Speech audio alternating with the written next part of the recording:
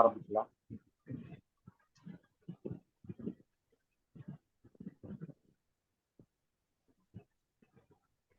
யாராவது ஜெபம் பண்ணுங்க. ஹலோ, எங்களை அதிகமாய் நேசிக்கும் சார் கேக்குதா சார்? கேக்குது கார்த்திகேயன். கேக்குது. எங்களை அதிகமாய் நேசிக்கும் எங்கள் நல்ல தகப்பனே, அப்பா நீர் கொடுத்த இந்த மாலை வேலைக்காக மட்டும் நன்றி செலுத்துகிறோம். அப்பா எல்லாரும் இங்க ஒரு குடும்பமாய் கூடி வர நீ கிருபை தந்தீரே, அதற்காக உமக்கு நன்றி ஆண்டவரே. அப்பா எங்களை ஆண்டவரே நீ தெரிந்து கொண்டீரே, அதற்காக உமக்கு நன்றி. அப்பா உங்களுடைய வார்த்தைகளை ஆண்டவரே படிக்க எங்களுக்கு கிருபை தந்ததுக்காக உமக்கு நன்றி ஆண்டவரே. அப்பா இன்னும் அதிகமாய் அப்பா உங்களுடைய வார்த்தைகளை நான் புரிந்து கொள்ள இன்னும் ஆழம் சென்று அப்பா எல்லாவற்றையும் நான் கற்று சேர அப்ப அநேகருக்கு பிரயோஜனம் உள்ளவர்களாய் மாற அப்ப நாங்கள் மட்டும் கற்றுக்கொள்ளாமல் இன்னும் அநேகருக்கு பிரயோஜனங்களாய் மாற எங்களோட வாழ்க்கையை ஒரு சாட்சியுள்ள வாழ்க்கையை நீர் மாற்றும்படியாக ஜெபிக்கிறாண்டவரே. இன்னும் அநேக காரியங்களை நாங்கள் படிக்க கற்றுக்கொள்ள தெரிந்து கொள்ள நீ கிருபை தரும்படியாக ஜெபிக்கிறாண்டவரே. ஒவ்வொருவருக்கும் அப்பா அந்த நேரத்தை நீ தரும்படியாக ஜெபிக்கிறேன். சாமியல் சாருக்காகவும் லூயிஸ் சாருக்காகவும் நன்றி செலுத்துறோம். இன்னும் அவங்களுக்காக நீங்க நேரத்தை நீங்க ஆயத்தப்படுத்தும்படியாக ஜெபிக்கிறேன். இன்னும் அதிகம் பேர் இதில் கலந்து கொள்ள நீர் கிருபை தரும்படியாக ஜெபிக்கிறேன். துதி கன மகிமையா உமக்கே செலுத்துகிறோம். எங்கள் மீட்பரும் ரட்சகரும் எங்கள் ஆண்டவருமாக இயேசு கிறிஸ்து நாமத்தில் எடுக்கிறேன். ஜீவனுள்ள நல்ல பிதாவே, ஆமென். ஆமென். இது வரைக்கும் பார்த்ததுல ஏதாவது சந்தேகங்கள் இருக்கா? நான் ஜஸ்ட் ஒரு சின்ன இன்ட்ரோ மாதிரி மட்டும் கொடுத்துட்றேன். நம்ம பைபிள் ரைட் டிவிஷன் டூல்ஸ் பார்த்துக்கிட்டு இருக்கோம். அந்த டூல்ஸ்ல எதுக்காக நம்ம ரைட்டா டிவைட் பண்ணணும்? ஏன்னா இதை ரைட் டிவிஷன் அப்படின்ற ஒரு விஷயத்த எந்த சர்ச்லயுமே நம்ம கேட்க முடியாது. எந்த ஒரு பைபிள் ஸ்டடி டினாமினேஷன் எந்த ஒரு இதுலையுமே இதை ஒரு எம்பசைஸ் எடுக்கிறது இல்லை. நம்ம ஏன் இதை எம்பசைஸ் எடுக்கிறோம்னா, இது தவறுச்சுன்னா மொத்தமே எல்லாமே தவறுதலா போயிடும். அது வேதத்தின் அடிப்படையில இது கட்டாயமா பண்ணணும் அப்படின்றத பார்த்தோம். பண்ணலைன்னா என்னெல்லாம் வருது, அங்கீகரிக்கப்பட மாட்டோம், வெட்கப்பட்டு போன்றதெல்லாம் பார்த்தோம். அப்புறம் சில விஷயங்கள் நம்ம நிறைய பச்சை கண்ணாடி மாதிரி போட்டிருக்கிறோம். ஸோ அதெல்லாம் ஒன்றும் கழட்டும் போது நமக்கு அதிர்ச்சியாக இருக்கும், அதை டைஜஸ்ட் பண்றதுக்கும் கஷ்டமா இருக்கும் அப்படின்ற விஷயங்களை சிலதை பார்த்தோம். அப்புறம் வேதத்தினுடைய அடிப்படையில யார் யாருக்கு எது எழுதப்பட்டுச்சு, ஏன்னா நம்ம ரைட் டிவிஷன் டூல்ஸ் அப்படின்ற ஒரு காரியத்தை படிக்கிறோம். அப்ப சரியா பகுக்கிறதுக்கு எதெல்லாம் கருவிகளா ஒரு மார்க்கர்ஸா வச்சு பிரிக்கணும் அப்படின்றத நம்மளுடைய சொந்த கருத்தா இல்லாம வேதத்துல எப்படி இருக்கு டிசைன், பைபிள் எப்படி டிசைன் பண்ணப்பட்டிருக்கு, எப்படி வேதம் உருவாக்கப்பட்டிருக்கு, டிசைன் பண்ணப்பட்டிருக்கு, மனுஷங்களுக்கு எப்படி கொடுக்கப்பட்டிருக்கு அப்படின்றதனுடைய அடிப்படையில ஒவ்வொன்றா பிரிச்சு பார்த்துக்கிட்டு வரோம். ஸோ அதுல நம்ம 4-5 விஷயங்கள் பார்த்தோம். இயேசு கிறிஸ்து இந்த பூமிக்குரிய ஊழியத்துல இருக்கும்போது அது 4 சுவிசேஷத்திலேயே ரெக்கார்ட் பண்ணியிருக்காங்க. ஸோ அந்த காரியத்துல அவர் இருக்கும்போது அவர் சரீரமாகிய சபை, இன்னைக்கு நம்ம இருக்கிற சரீரமாகிய சபை நம்ம கிட்ட பேசியிருக்காரா, இல்ல புறஜாதிகள் கிட்ட பேசியிருக்காரா அந்த டைம்ல அப்படின்றத பார்க்கறதுக்கு சொல்லியிருந்தோம். அப்புறம் 12 அப்போஸ்தலர்கள், இயேசு கிறிஸ்துவனுடைய 12 அப்போஸ்தலர்கள் இதே மாதிரி புறஜாதிகிட்டையும் பாடி ஆஃப் கிரைஸ்டையும் பேசியிருக்காங்களா, இல்ல அப்போஸ்தலர் பவுல் புறஜாதி கிட்ட பாடி ஆஃப் கிரைஸ்ட் கிட்ட பேசியிருக்காங்களா, இல்லைன்னா அவர் வெறும் பாடி ஆஃப் கிரைஸ்டையும் புறஜாதிகிட்ட மட்டும் தான் பேசியிருக்காரா, இல்ல வேற யார்கிட்டையும் பேசியிருக்காரா பவுல் அப்போஸ்தலர் அப்படின்னு இந்த ஒரு 4 காரியத்தை நம்ம எடுத்து கொஞ்சம் டீப்பா படிப்போம் அப்படின்னு சொல்லி பார்த்தோம். அந்த இதுல ஃபர்ஸ்ட் நம்ம என்ன பார்த்தோம் அப்படின்னா, முதல் எப்படி ரைட் டிவைஷன் பண்ணோம் அப்படின்னா, முதல் நம்ம வேதத்தை வாசிக்கும் போது அதை முதல் புரிஞ்சுக்கணும். புரிஞ்சுட்டு அதுக்கப்புறமா அதை ரைட்டா டிவைட் பண்ணணும். அதை முதல் கவனிச்சு படிச்சு புரிஞ்சுக்கிட்டு இது யாருக்கு போகணும் அப்படின்றது. அப்ப அந்த ஒரு அடிப்படையில ஃபர்ஸ்ட் நம்ம என்ன பார்த்தோம் அப்படின்னா, கர்த்தராகிய இயேசு கிறிஸ்து இந்த 4 சுவிசேஷத்துல புறஜாதிகிட்டையும் இல்லைன்னா கிறிஸ்துவின் சரீரமாகிய சபைன்னு சொல்லக்கூடிய இந்த பாடி ஆஃப் கிரைஸ்ட் கிட்டையும் பேசினாரா அப்படின்றத வச்சு பார்த்தோம். அதுல ஃபர்ஸ்ட் பாயிண்டா நம்ம பார்த்தது இயேசு கிறிஸ்து இந்த பூமியில வந்தப்போ ஊழியம் செஞ்சாரு, அதனுடைய நோக்கம் என்ன, பர்பஸ் என்னன்னு பார்த்தோம். அதுல ஏகப்பட்ட வசனங்கள் விஷயங்கள் நம்ம பார்த்தோம். அதுல அவர் தமக்கு சொந்தமானதுல வந்தாரு, காணாமல் போன ஆடாகிய இஸ்ரவேல் வந்தாரு, அது 10 ட்ரைபு. அப்புறம் அவர் நியாயப்பிரமாணத்திற்கு உட்பட்டு வந்தாரு, நியாயப்பிரமாணத்தை நிறைவேற்ற வந்தாரு, விருத்த சேதனம் உள்ளவர்களுக்கு ஊழியம் செய்யும்படியாகவும் அவர்களுடைய பிதாக்களுக்கு வாக்குத்தத்தம் பண்ணதை நிறைவேற்றும்படியாகவும் வந்தாரு. அதே மாதிரி ஜக்கையோ அவரு இன்னைக்கு உனக்கு ரட்சிப்பு வந்ததுன்னு சொன்னது அந்த ஜக்கையோ ஒரு காணாமல் போன ஆடாகி இஸ்ரவேல் வீட்டார் அப்படின்றத பார்த்தோம் நம்ம. அதுக்கப்புறம் இயேசு கிறிஸ்து அவர்களுக்கு ராஜாவாதான் அறிமுகப்படுத்தப்பட்டார். ஏன்னா ராஜான்றது அபிஷேகம் பண்ணப்பட்டவர் மேசியா. அந்த மேசியா வரும்போது அவரு தாவீதின் சிங்காசனத்துல இருந்து ஆளுவாரு. இவங்கெல்லாம் ஜனங்களா இருப்பாங்க, இயேசு கிறிஸ்து மேசியா வந்து ராஜாவா இருப்பாரு அப்படின்றதுதான் வந்து தீர்க்க தரிசனத்தின் அடிப்படையில இயேசுவை பத்தின ஒரு விளக்கம். சோ அந்த இதுல வந்து இயேசு கிறிஸ்து யாருன்னா யூதருக்கு ராஜா அப்படின்னு பார்த்தோம். அதுக்கு அடுத்தது இயேசு கிறிஸ்து வந்து இஸ்ரவேலுக்கு ராஜா அப்படின்னு பார்த்தோம். அதுக்கப்புறம் இயேசு வந்து தன்னையே தான் ராஜா அப்படின்னு சொல்றாருன்னு பார்த்தோம். அதுக்கப்புறமா இந்த பூமிக்குரிய இதுல ஊழியத்துல அவர் வாழ்ந்தப்ப இருந்த நோக்கம் வந்து அவரு அநேகரை மீட்கும் பொருளாக தம்முடைய ஜீவனை கொடுத்தார் அப்படின்னு பார்த்தோம். ஆனா பைபிள்ல எல்லாரையும் மீட்கும் பொருளாகன்றதும் இருக்கு. அது ஏன் அப்படின்னா அது பவுலுக்கு பின்னாடி விளக்கப்பட்டுச்சு. ஆனா அவர் நியாயப்பிரமாணத்திற்கு உட்பட்டு வரும்போது இஸ்ரவேல் குடும்பத்தாரும் காணாமல் போட ஆடுகள் அந்த கொஞ்சம் பேருக்கு அவங்கள மீட்கிறதுக்காக தான் வந்தாரே தவிர எல்லாரையும் மீட்கிறதுக்காக வரல, தீர்க்க தரிசனத்தின் அடிப்படையில அப்படின்னு சொல்லிட்டு அந்த காரியங்களை பார்த்தோம். சோ அதுல வந்து அவருடைய பூமிக்குரிய வாழ்க்கையினுடைய பர்பஸ் என்னன்னா மெயினான நோக்கம் வந்து நியாயப்பிரமாணத்தையும் தீர்க்க தரிசனத்தையும் நிறைவேற்ற வந்தார். அதுக்கடுத்து வந்து 2 மந்தையா பிரிஞ்சது. சாலமோன் காலத்துக்கு அப்புறம் இஸ்ரவேல் வந்து 2ஆ பிரிஞ்சு நார்தன் ட்ரைப் சதர்ன் ட்ரைப் ஆயிடுச்சு. 10 கோத்திரங்கள் தனியாகவும் 2 கோத்திரங்கள் தனியாகவும். இதை ரெண்டையும் ஒன்னா சேர்த்து ஒரு ராஜ்யத்தை ஸ்தாபித்து அந்த ராஜ்யத்துல ராஜாவா இருப்பாரு. அவர் வந்து 2 ஆடுகள்னு சொல்லும் போது 2 மந்தை இருந்துச்சு. அந்த 2 மந்தையும் ஒன்னா சேர்த்து அவரே நல்ல மேய்ப்பனா இருந்து அவர் வந்து அந்த 2 மந்தையும் ஒன்னா மேய்ப்பார். சோ இதெல்லாமே வந்து தீர்க்க தரிசனத்தின் அடிப்படையில் இயேசு கிறிஸ்துவனுடைய வருகையில பத்தி, இயேசு கிறிஸ்து இந்த பூமிக்குரிய ஊழியத்தை பத்தி சொல்லும் போது சொல்லக்கூடிய தீர்க்க தரிசனங்களும் எல்லாமே சேர்ந்திருக்கு. இந்த பூமிக்குரிய ஊழியத்தை வந்து இயேசு கிறிஸ்து 2 பகுதியா செய்யறாருன்னு பார்த்தோம்.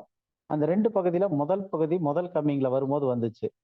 அடுத்த பகுதி வந்து அவர் ராஜ்யம் ஸ்தாபிக்கிறது, 2 கோத்திரத்தையும் ஒன்னா சேர்க்கிறது, இதெல்லாமே வந்து அடுத்த பகுதி இயேசு கிறிஸ்துவனுடைய 2ஆம் வருகை. அதுவும் இந்த பூமியில நடக்க போற ஒரு விஷயம். அந்த டைம்ல மீதி தீர்க்க தரிசனங்கள் நிறைவேற போகுது ஃபியூச்சர்ல அப்படின்றது பார்த்தோம். ஸோ இது வரைக்கும் பார்த்ததுல ஏதாவது கேள்விகளோ இல்ல எல்லாம் கிளியரா இருக்கனாலும் ஏதாவது ஒரு பதில் சொன்னதான் தெரியும். அடுத்து நம்ம இப்போ ப்ரொசீட் பண்ணலாம். அதுக்கப்புறம் ஏதாவது கேள்விகள் இருக்கா, சந்தேகங்கள் இருக்கா? ஏன்னா புது டாபிக்கா வரனால நிறைய பேருக்கு சந்தேகம் இருக்க வாய்ப்பு இருக்கு. எனக்கு கிளியரா இருக்காங்க. கிளியரா இருக்குமா? Okay okay. கண்மணி, கார்த்திகேயன் உங்களுக்கு எல்லாம் கிளியரா இருக்கா? கிளியரா இருக்குங்க. ஓகே. ஆன்ட்டி உங்களுக்கு எல்லாம் ஒன்றும் இதுல கிளியரா இருக்குல்ல? கிளியரா இருக்கு, ஒன்றும் பிரச்சனை. ஓகே, அப்ப நம்ம அடுத்த இதுக்கு போலாம், எந்த டவுட்டும் இல்லைன்னா. ஸோ அடுத்தது வந்து இப்போ இயேசு கிறிஸ்து இந்த பூமிக்கு ஊழியத்துல வந்தப்ப என்ன நோக்கம், அந்த பர்பஸ் என்னன்றதை பார்த்தோம். இப்ப நம்ம என்ன பண்ண போறோம் அப்படின்னா கர்த்தராகிய இயேசு கிறிஸ்து நம்முடைய பூமிக்குரிய ஊழியத்தின் போது புறஜாதியாகிய என்னிடம், அதாவது நம்ம இடத்துல உங்களிடத்துல பேசவில்லை, அவரு பேசல அப்படின்றத வந்து நம்ம பார்க்க போறோம். ஏன்னா புறஜாதிகளோட எந்த சம்பந்தமும் வைக்க முடியாது அப்படின்னு சொல்லிட்டு நம்ம அதுக்கு மேல ஒரு இதுல பார்த்திருந்தோம். இருந்தாலும் அதை இன்னும் கொஞ்சம் விளாவரியா நம்ம பார்க்க போறோம். ஸோ இயேசு கிறிஸ்து புறஜாதிகளோட அவரு டீல் பண்ணல அப்படின்னு சொல்லும் போது பொதுவா எடுத்த உடனே வரக்கூடிய கேள்வி வந்து இல்லையே அவரு செஞ்சிருக்கிறாரே, அற்புதங்கள்லாம் செஞ்சிருக்காரே அப்படின்ட்டுன்னு தோணும். ஸோ அதை பத்தி தான் நம்ம இப்ப பார்க்க போறோம். ஸோ அவர் அற்புதங்கள் செஞ்சார் அப்படின்னா கிறிஸ்து பூமிக்குரிய ஊழியத்தின் மூலமாக புறஜாதிகள் ஆசீர்வதிக்கப்பட்ட 2 சம்பவங்கள் தான் பைபிள்ல ரெக்கார்ட் ஆயிருக்குன்னா காஸ்பல்ஸ்ல அவர் இயேசு கிறிஸ்து பூமிக்குரிய ஊழியத்துல அவர் ஊழியம் பண்ணும்போது புறஜாதிகள் 2 பேர் தான் அந்த ஆசீர்வதிக்கப்பட்டதா இல்ல அவர் மூலமா இருந்து பிளெஸிங்ஸ் பெற்றதா 2 சம்பவங்கள் தான் குறிப்பு இருக்கு. ஸோ அப்ப அந்த 2 சம்பவங்கள்ல ஒரு சம்பவத்தை செஞ்சிருந்தா கூட நியாயப்பிரமாணத்திற்கு வெளியே அவர் அந்த சம்பவத்தை செஞ்சிருந்தாருன்னா அவர் நியாயப்பிரமாணத்தை நிறைவேற்ற முடியாது. ஏன்னா நம்ம போன வாரத்திலேயே பார்த்தோம், நியாயப்பிரமாணம்ன்றதுல வந்து அதை கரெக்ஷன் பண்ண போனா 1 0 மார்க்கு இல்லைன்னா 100 மார்க்கு. இந்த இடப்பட்ட 99.9% மார்க்லாம் கிடையாது. அப்ப இயேசு கிறிஸ்து வந்து ஒரு விஷயத்துல தவறு பண்ணியிருந்தாருன்னா அவர் நியாயப்பிரமாணம் முழுவதிலும் தவறானவர் ஆயிடுவாரு அப்படின்னு சொல்லிட்டு அந்த வசனத்தை பார்த்தோம். அப்ப இதுல இருந்து என்ன தெரியுதுன்னா இயேசு கிறிஸ்து நியாயப்பிரமாணத்தை மீறவில்லை அப்படின்றது தெரியுது. அப்ப இங்க வந்து எப்படி புறஜாதிகளோட அவரு இது பண்ணி அவங்களுக்கு சுகத்தை கொடுத்திருக்கிறாரு. ஏன்னா அவர் வந்த பர்பஸ் வந்து புறஜாதிகளோட வரக்கூடிய விஷயம் கிடையாது, யூதர்களுக்காக வந்தார், தம்முடைய ஜனத்திற்காக வந்தார். அவ்வளவு வசனங்கள் முன்னாடி பார்த்துட்டோம். அப்ப இதுல எப்படி வந்துச்சு? சோ இப்ப அடுத்த விஷயம் என்னன்னா பொதுவா வந்து இயேசு கிறிஸ்து இந்த பூமிக்குரிய ஊழியத்துல அவர் இருந்தபோது புறஜாதிகள்லாம் எப்படி கணக்கெடுக்கப்பட்டாங்கன்னா நாய்கள், அவங்கெல்லாம் நாய்கள் மாதிரி தான் இருந்தாங்களே தவிர இன்னைக்கு அநேக சபைகள்ல நம்மெல்லாம் வந்து ஆடுகள், நல்ல மேய்ப்பன் இயேசு கிறிஸ்து நம்மெல்லாம் ஆடுகள் பட்னியா இருக்காது, புல்லுள்ள இடங்களில் அவர் மேய்ப்பார் அப்படின்னு சொல்லிட்டு அந்த அடிப்படையான கான்டெக்ட் அந்த ரைட் டிவிஷன் புரியாம நம்மள ஆடுகள்ல சேர்த்துக்கிட்டு இருக்காங்க இன்னைக்கு. இன்னைக்கு ரட்சிக்கப்படுற ஒருத்தரும் ஆடுகள் கிடையாது. இயேசு கிறிஸ்து நமக்கு மெய்ப்பனும் கிடையாது கோல் வச்சுக்கிட்டு. அந்த ஆடுகள்ன்றது ஏற்கனவே எஸ்டாப்ளிஷ் ஆன 2 ராஜ்யங்கள், 2 மந்தை. ஒண்ணு வட திசையில இருந்த 10 கோத்திரம் காணாமல் போன ஆடு, சிதறடிக்கப்பட்ட ஆடுகள். 2வது அங்கேயே இருந்த மந்தை, அந்த மந்தைக்குள்ளதான் அவர் வந்தாரு. சோ இது 2ஐயும் ஒன்னா சேர்க்கறதுக்கு. அப்ப ஆடுகள்ன்றதை தாண்டி புறஜாதிகளை நாய்களா தான் ட்ரீட் பண்ணிருக்காங்க பழைய ஏற்பாட்டுல, அந்த இயேசு கிறிஸ்து வாழ்ந்த காலத்துல. அப்ப இயேசு கிறிஸ்து அந்த மாதிரி டைம்ல அவரு நியாயப்பிரமாணத்தை வயலேட் பண்ணிட்டாரா, இல்ல அதை மீறிட்டாரா நியாயப்பிரமாணத்தை இயேசு கிறிஸ்து அப்படின்னு பார்த்தோம்னா, நிச்சயமா நியாயப்பிரமாணத்தை மீறி இருக்க வாய்ப்பே கிடையாது. ஏன்னா நியாயப்பிரமாணத்தை மீறி இருந்தார்னா அவர் நியாயப்பிரமாணத்தை நிறைவேற்ற முடியாது. அப்ப அவர் நிறைவேற்றி முடித்தனால நியாயப்பிரமாணத்தை மீறல. அப்ப எப்படி இவங்க 2 பேருக்கும் ஆசீர்வாதம் கிடைச்சது? அப்ப இந்த 2 பேர் யார் அப்படின்னு பார்த்தோம்னா, ஒண்ணு கானானிய சிரபோனிக்கியா அப்படின்னு சொல்லிட்டு சிரபோனிக்கியன் லேடி. அவங்க ஒரு புறஜாதி, ஒரு கிரேக்க பெண். சோ அந்த லேடினுடைய சம்பவம் பைபிள் ரெக்கார்டா இருக்கு. அதை பத்தி நம்ம இப்ப அப்படியே வாசித்து பார்க்கலாம். மத்தேயு 15வது அதிகாரம் 22ல இருந்து 28 வரைக்கும் ஒரு தடவை வாசிக்கலாம். யாராவது வாசிங்க. மத்தேயு 15 22வது வசனத்துல இருந்து 28வது வசனம் வரைக்கும்.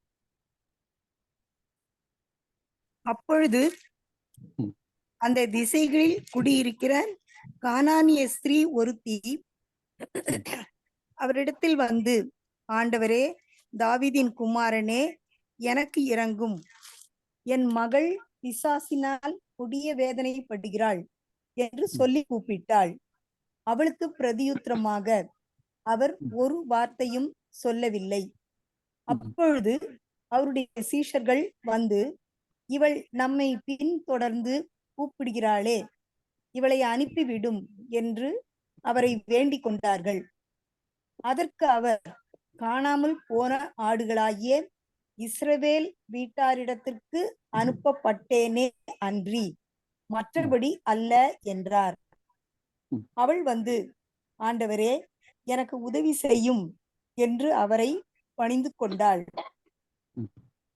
அவர் அவளை நோக்கி, பிள்ளைகளின் அப்பத்தை எடுத்து நாய் குட்டிகளுக்கு போடுகிறது நல்லது அல்ல என்றார்.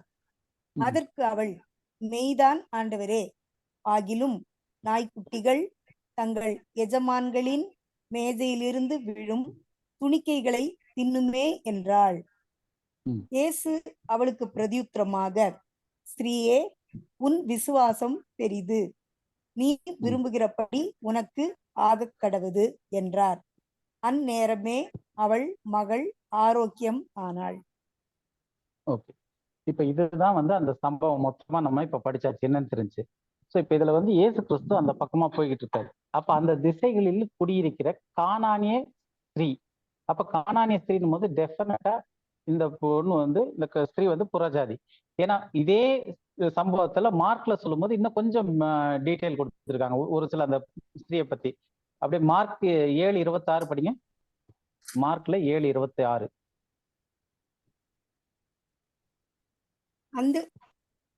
அந்த ஸ்திரீ சிரோபேனிக்கியா தேசத்தாள் ஆகிய கிரேக்க ஸ்திரீயாய் இருந்தாள்.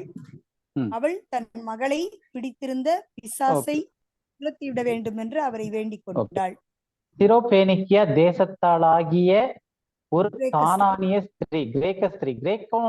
கிரேக்க ஸ்திரீன்றது பழைய ஏற்பாடு அந்த காஸ்பல் டைம்ஸ்ல பைபிள் எழுதப்பட்ட காலத்துல கிரேக்கர் அப்படின்றது புறஜாதியை குறிக்கிற ஒரு சொல்லா இருந்துச்சு. விருத்த சேதனம் இல்லாதவர்கள் இருந்து வர்றது புறஜாதிகள்னு சொல்லக்கூடிய ஒரு சொல்லுக்கு கிரேக்கர்னு பயன்படுத்த ஆரம்பிச்சாங்க. ஏன்னா அப்ப யூதர் என்றும் இல்லை, கிரேக்கர் என்றும் இல்லைன்னு வருது. அப்ப கிரேக்கர்ன்றது புறஜாதிகளுக்கு பொதுவா அந்த கலாச்சாரத்துல அப்ப சொன்ன ஒரு டைம். ஏன்னா அப்ப கிரேக்கர்கள் நிறைய ஆண்டுகிட்டு இருந்தாங்க. அந்த டைம்ல கிரேக்க மொழி தான் ஜாஸ்தியா இருந்துச்சு. அவங்கள புறஜாதிகள்னு சொல்றதுக்கு கிரேக்கர்கள்னு சொல்ல ஆரம்பிச்சாங்க. சோ அந்த மாதிரியான ஒரு ஸ்திரீ. அப்ப இந்த கானானிய ஸ்திரீ நிச்சயமா ஒரு புறஜாதியான ஒரு ஸ்திரீ. அவரிடத்தில் ஃபர்ஸ்ட் கூப்பிடுறது ஆண்டவரே அப்படின்றார்.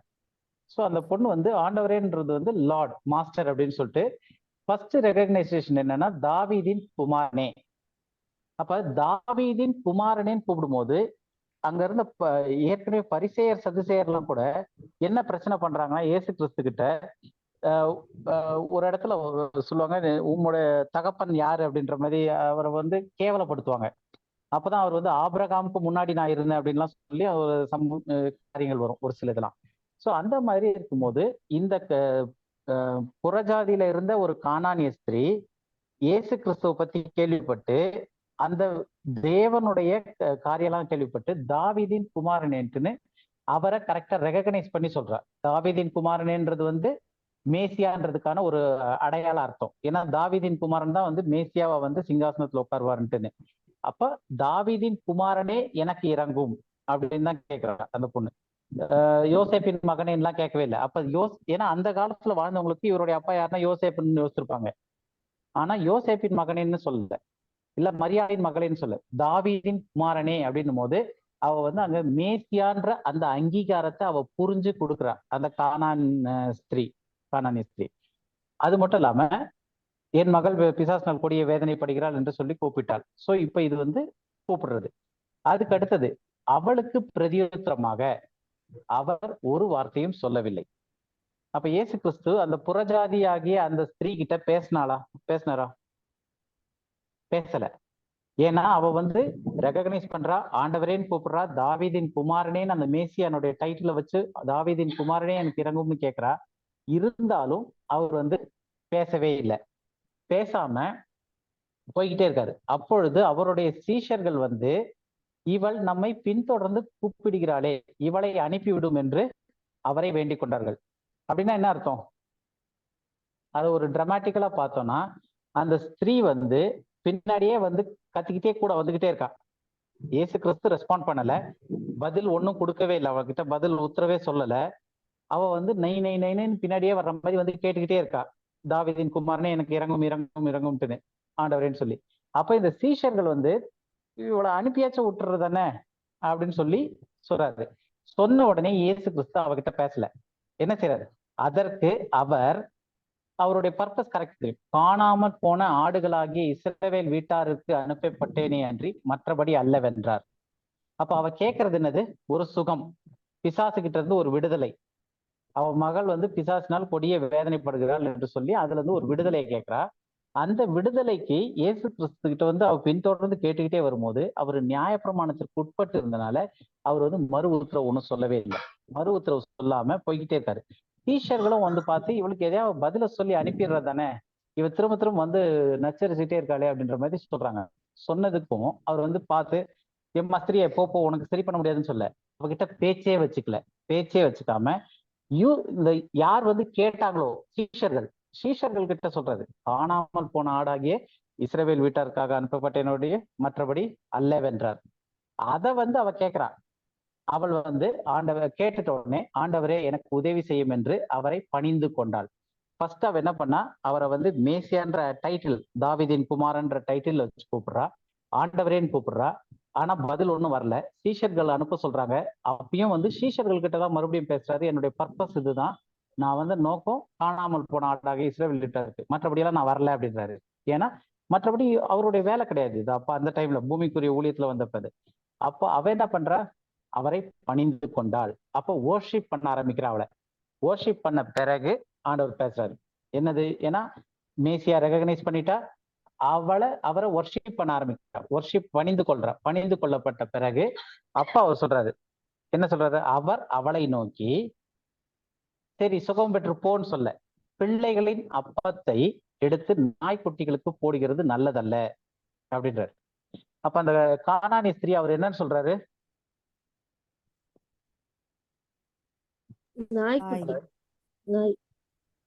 கானானிய ஸ்திரீ வந்து நாயா இருக்கலாம், நாய்க்குட்டிகள்ன்றது அவளுடைய இதுக்குதான் போன அவருடைய குழந்தைக்கு கேட்கிறா, சுகத்தை கேட்கிறா, குழந்தைக்கு கேட்கிறா, அவருடைய பெண் குழந்தைக்கு. அப்போ இவர் என்ன சொல்றாரு?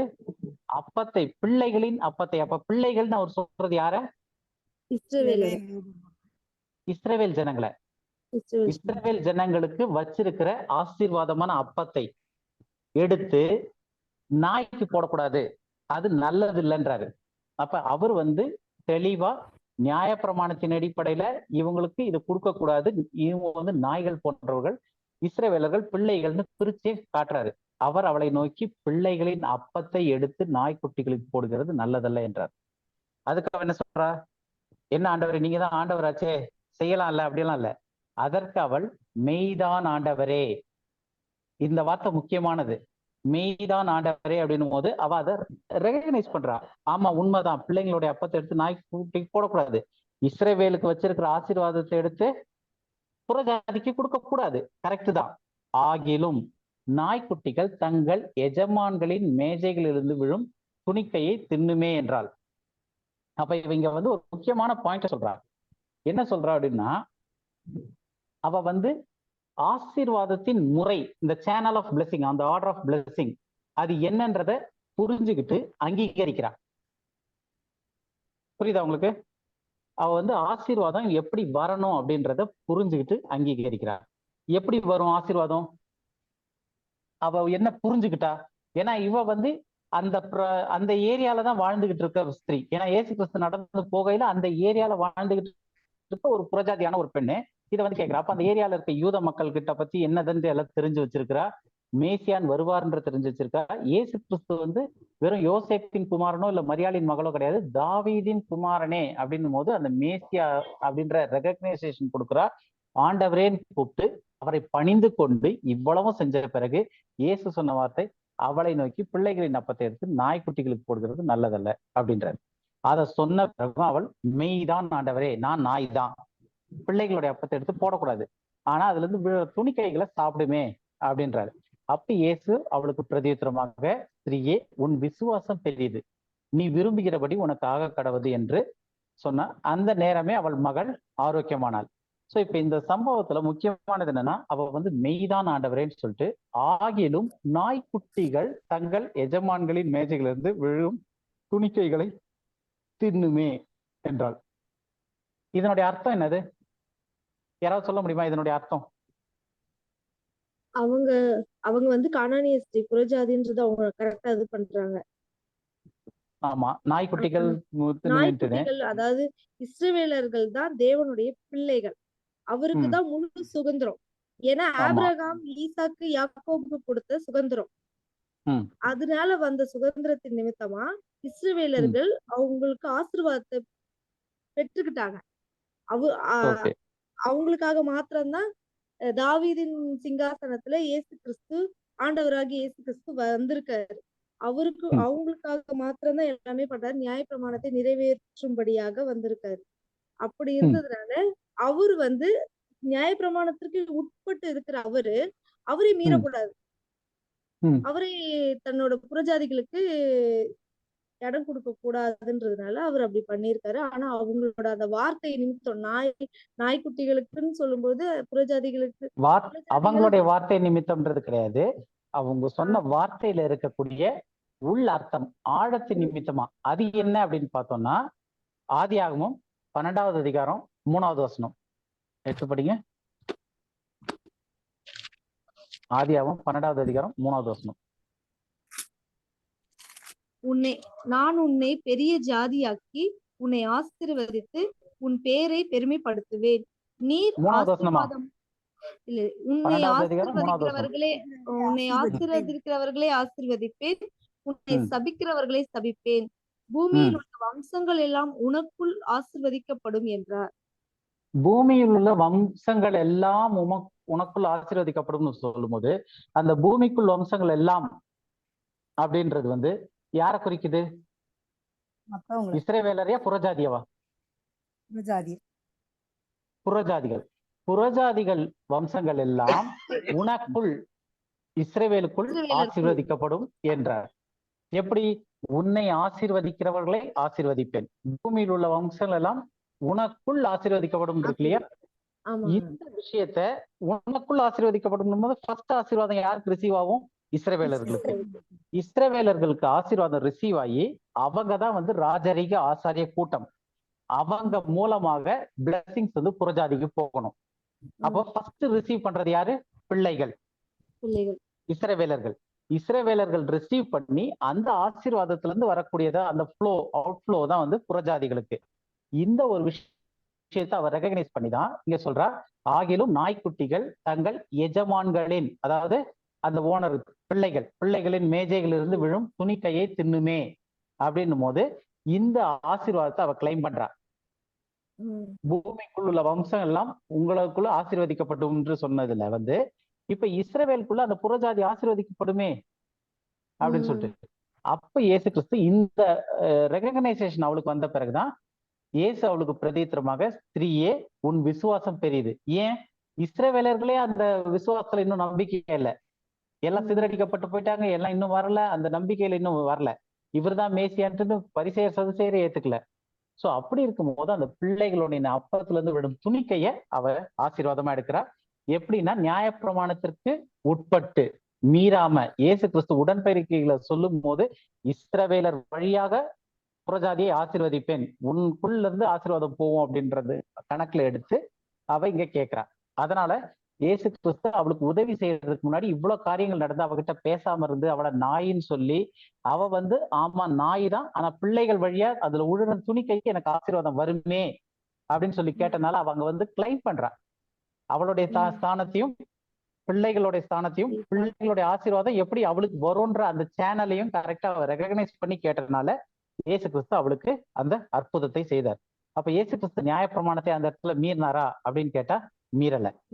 ஏன்னா அவ அந்த காரியத்துக்குள்ள கரெக்டா வந்து கேட்கற. இதே விஷயத்தை தான் இந்த மார்க் 7வது அதிகாரம் 26 இருந்து 28 வரைக்கும் பார்த்தாலும் அதே இதுதான் இருக்கும். இப்ப அடுத்தது இதுல ஏதாவது சந்தேகம் இருக்கா? போலாமா அடுத்ததுக்கு? பிரதர் ஒரு கேள்வி நான் அதை கேட்கிறேன். கிரேட் இஸ் யுவர் ஃபெய்த், உன்னுடைய விசுவாசம் பெரிது அப்படின்னாரு இல்லைங்களா ஆண்டவர்? உன் விசுவாசம் பெரிது. அந்த அம்மாவுடைய விசுவாசம் என்ன விசுவாசம்? அது கொஞ்சம் தெளிவா சொல்ல முடியுமா யாராவது? அவங்களோட என்ன அந்த அம்மா அவங்க என்ன விசுவாசிச்சாங்க? விசுவாசம் பெரிது அப்படின்னு ஆண்டவர் சொல்றாரு. என்ன விசுவாசிச்சாங்க? அந்த அம்மாவுடைய விசுவாசம் யாருடைய விசுவாசம் பெரியது? அந்த அம்மாவுடைய விசுவாசம் பெரியது. அந்த விசுவாசம் என்னது? அவர்தான் மெஷையான்னு she believed, and through him only all the goods and everything, all the blessings will come to salvation. அதுக்கு என்ன பேசிஸ்? இந்த அம்மாவுக்கு அந்த விசுவாசம் வந்ததுக்கு எல்லாம் உனக்குள் ஆசீர்வதிக்கப்படும் என்றார். அந்த 12 இல்லையா? அப்போ உங்க மூலியமா தான் அதான் அந்த அச்சாணின்னு அந்த வேதத்துல இதுல வந்து பழைய ஏற்பாட்டுலயும் சரி புதிய ஏற்பாட்டுலயும் சரி எல்லா சால்வேஷனுக்கே வந்து அச்சாணி வந்து 12:3 ஆதியாகமம் 12:3. யூதர் அன்னைக்கு வந்து ஆண்டவர் வந்து தேவன் என்ன பண்றாரு, ஆபிரகாம ஒரு பக்கம் நிக்க வச்சுட்டு உலகத்துல இருக்க ரெஸ்ட் ஆஃப் எல்லாத்தையும் இன்னொரு பக்கத்துல நிக்க வச்சுட்டு அவங்க சொல்றாரு, உன்னை ஆசீர்வதிச்சு இவங்க எல்லாம் உன்னை ஆசீர்வதிச்சாக்கா நான் அவங்களை ஆசீர்வதிப்பேன், உன்னை சபிச்சாக்கா நான் அவங்களை சபிப்பேன் அப்படின்ட்டார். அப்ப இந்த அம்மா என்ன சொல்றாங்க, தாங்கள் வந்து ஆபிரகாமுடைய சந்ததி மூலியமா தான் ஆசீர்வாதம் பெறணும்ன்றதான் அந்த அம்மா சொல்றாங்க. ஆமாண்டவரே, நாய்க்குட்டிகளுக்கு தான் எல்லாம் பிரெட் எல்லாம் போடுறது நியாயம் தான், சாரி பிள்ளைகளுக்கு போடுறது நியாயம் தான், அதுல விழுகிற துணிக்கைகளாகிய நாய்க்குட்டிகளாகிய எங்களுக்கும் நீங்க வந்து இந்த இந்த இந்த இதை சாப்பிட்டு நான் ஆசீர்வாதம் அடையும் இல்லையோ சொல்லிட்டு ஆண்டவருக்கே அந்த ஆபிரகாமுடைய கொடுத்த வாக்கு சத்தத்தை நினைவுபடுத்துறா, அதை வந்து ரெகக்னைஸ் பண்றா. அதனாலதான் ஆண்டவர் வந்து உன்னுடைய விசுவாசம் பெரிது அப்படிங்கிறார். அப்ப இது ரொம்ப முக்கியமான ஒரு பாயிண்ட். இதை மனசுல வச்சுக்கணும், இந்த புரிஞ்சு கொள்ளணும். இப்போ ஒரு கேள்வி கேட்கிறேன், ஏன் ஆண்டவர் வந்து இந்த புறஜாதிகள் எல்லாத்தையும் வந்து மற்ற எல்லாரையும் வந்து ஆபிரகாம் ஆசீர்வதிச்சா உங்களெல்லாம் ஆசீர்வதிக்கிறேன், அவரை சபிச்சா உங்களெல்லாம் சபிக்கிறேன்னு சொல்லிட்டு ஏன் எல்லாத்தையும் வந்து அந்த ஒரு இதுவா வச்சுட்டாரு? இங்க ஏன் அவங்க எல்லாத்தையும் வேறுபடுத்தினாரு? ஆபிரகாம் மட்டும் என்ன ஸ்பெஷல் இது? ஏன் மற்றவங்களை வந்து அவர் வந்து இந்த மாதிரி ஒரு ஆபிரகாம் கீழே கொண்டு வந்துட்டாரு? ஆசீர்வாதமே டைரக்டா யாருக்குமே வராது, ஆபிரகாம் மூலியமா தான் அவங்களுக்கு ஆசீர்வாதம் வரும்ன்ற ஒரு நிலைமைக்கு ஏன் மற்றவங்க தள்ளப்பட்டார்கள்?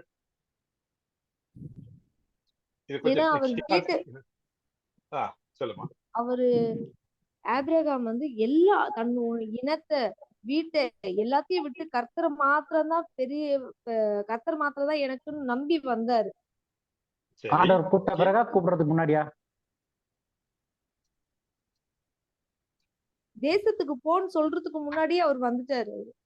அவர் பாட்டு கிளம்பி வீட்டுல வந்த கிளம்பி பிற்பாடுதான் ஆண்டவரே வீட்டுல வர அவர் சொன்னாரு. கிளம்பி வீட்டுல கிளம்பி வந்தோடனே ஆண்டவர் வந்து ஓஹோ இந்த மனுஷன் நம்ம வராரு, போற வழியில இவர் மடக்கி ரைட்பா வாப்பா, எனக்கு நான் காஞ்சிர தேசத்துக்கு வாப்பா அப்படின்னு சொல்லிட்டாரா?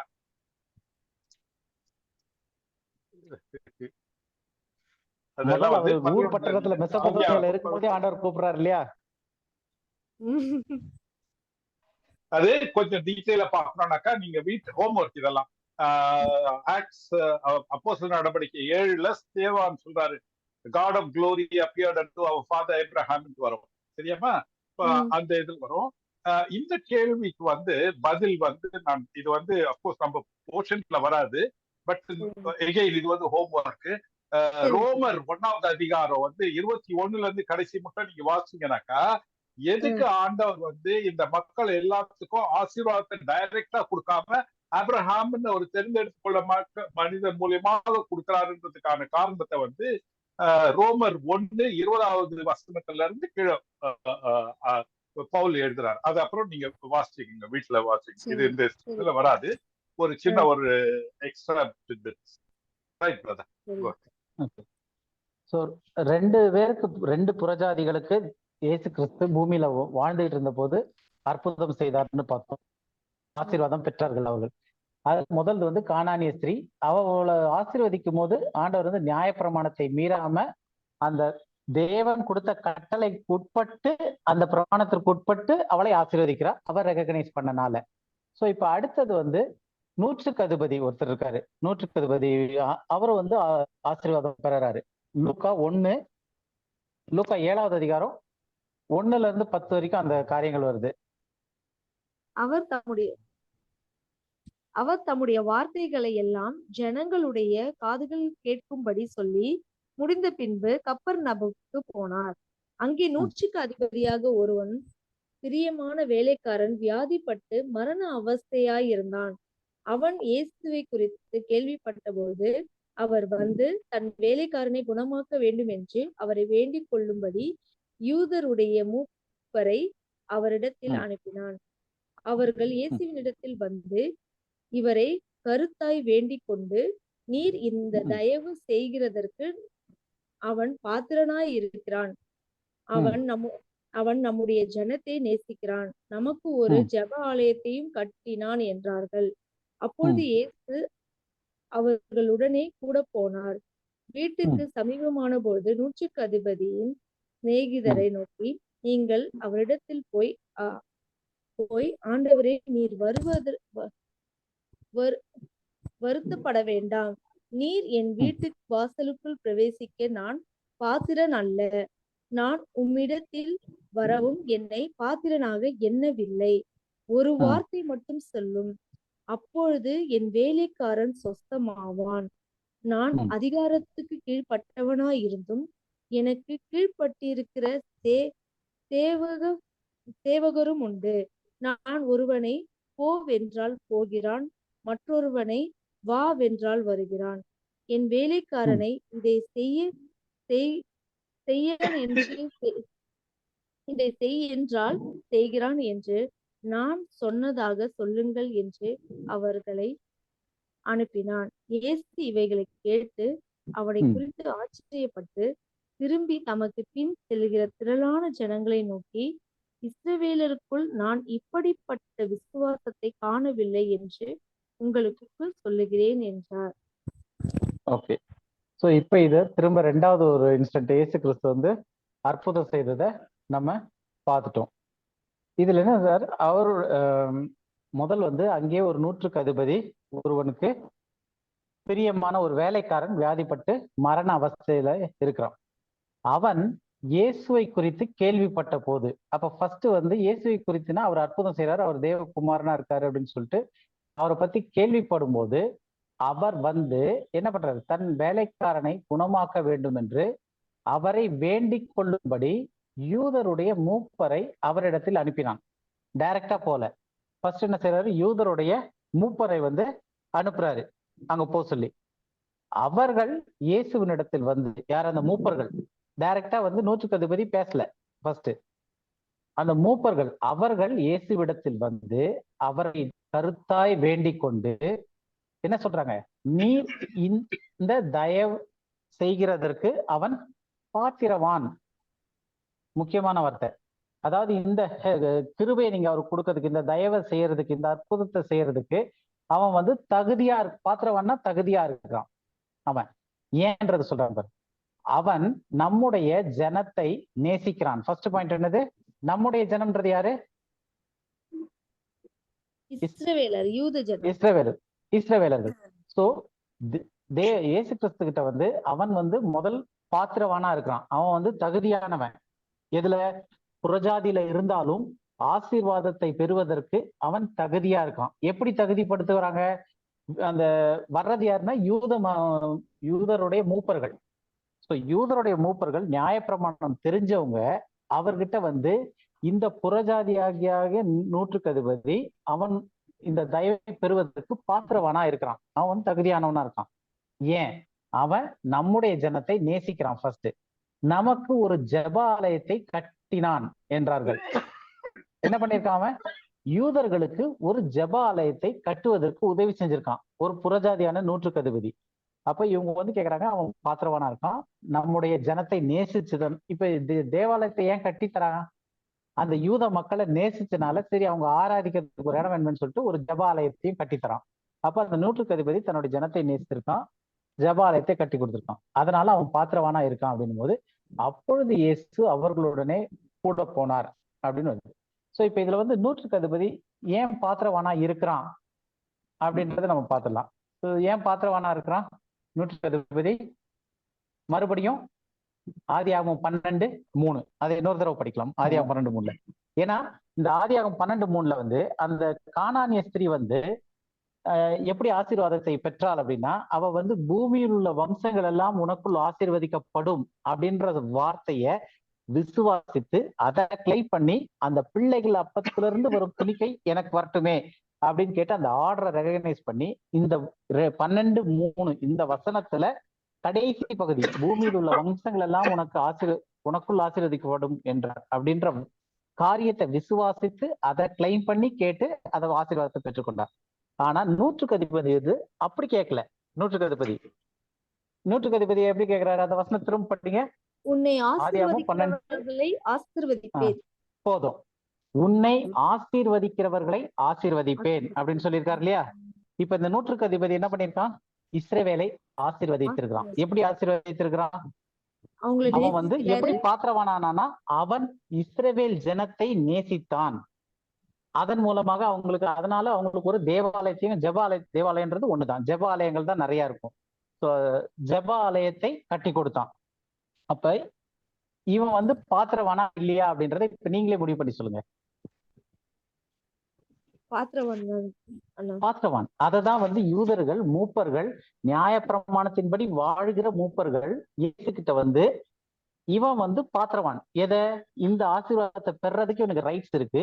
ஏன்னா இவன் நம்மளுடைய ஜனத்தை நேசித்தான், நமக்கு ஒரு ஜெபாலயத்தை கட்டி கொடுத்துருக்கான். அப்ப உன்னை ஆசீர்வதிக்கிறவர்களை ஆசீர்வதிப்பேன்னு சொல்லியிருக்கு இல்லையா? அதன் அடிப்படையில இவனுக்கு ஆசீர்வாதம் வர்றதுக்கு இவன் தகுதியானவனா இருக்கான். அப்பொழுது இயேசு அவர்களுடனே கூட போறார். வீட்டுக்கு சமீபமான போது, கிட்ட வரும்போது நூற்றுக்கு அதிபதி அப்பதான் பாக்குறானே, பார்த்துட்டு நூற்றுக்கு அதிபதி தன் சிநேகிதரை நோக்கி, நீங்கள் அவரிடத்தில் போய், ஆண்டவரே நீர் வரப்பட வேண்டாம், நீர் என் வீட்டுக்கு வாசலுக்கு பிரவேசிக்க நான் பாத்திரன் அல்ல. ஏன் சொல்றான்? இவன் நூற்றுக்கு அதிபதினா பெரிய லார்ட் மாதிரி இவன் நூற்றுக்கு அதிபதி. அப்ப அந்த நூற்றுக்கு அதிபதி அவனுக்கு ஏகப்பட்ட வேலைக்காரங்க இருக்காங்க. அவன் வந்து ஒரு பணம் கொளித்தவன். அவனுக்கு கீழே ஏறக்குறைய 100 பேருக்கு மேல வேலை செய்யறதுனால்தான் நூற்றுக்கு அதிபதி அவன். சோ அந்த மாதிரி இருக்கிற ஒருத்தன் வந்து இயேசு கிறிஸ்து வந்து எனக்கு தலை சாக்கி இடம் இல்லைன்னு சுத்திக்கிட்டு இருக்காரு. இங்கே அங்கேயும் ஊரா போயிட்டு குரூப்பா போயின்னு ஒவ்வொரு இடமா போய் சுவிசேஷம் சொல்லிட்டு அங்கங்க தங்கிட்டு போயிட்டு இருக்காரு. ஸோ அப்படிப்பட்ட ஒருத்தரை நீர் வந்து என்னுடைய வீட்டுக்கு வர்றதுக்கு நான் பாத்திரவான் அல்ல அப்படின்னும் போது அவன் வந்து நான் புறஜாதி, என் வீட்டுல வந்து கால் வைக்கிற அளவுக்கு நீங்க வந்து இது ஆகக்கூடாது, நான் வந்து அவ்வளவு தகுதியானவன் கிடையாது, நான் உம்மிடத்தில் வர என்னை பாத்திரனாக எண்ணவில்லை, ஒரு வார்த்தை மாத்திரம் சொல்லும், அப்போது என் வேலைக்காரன் சொஸ்தமாவான். அப்ப இவனுடைய விசுவாசம், இவனுடைய நிலைமையை இவன் புரிஞ்சு சொல்றான். அதாவது நீங்க யூதர், என் வீட்டுக்குள்ள வரக்கூடாது, நான் வந்து சாதாரண புறஜாதி, நீங்க ஒரு வார்த்தை சொன்னா போதும் அப்படின்றான். இயேசு இதெல்லாம் கேட்டுதான் அவனை குறித்து ஆச்சரியப்பட்டு என்ன சொல்ற, திரளான ஜனங்களை நோக்கி, இஸ்ரவேலருக்குள்ளும் நான் இப்படிப்பட்ட விசுவாசத்தை காணவில்லை என்று உங்களுக்கு சொல்லுகிறேன் என்றார். அப்ப இந்த விசுவாசம் அவன்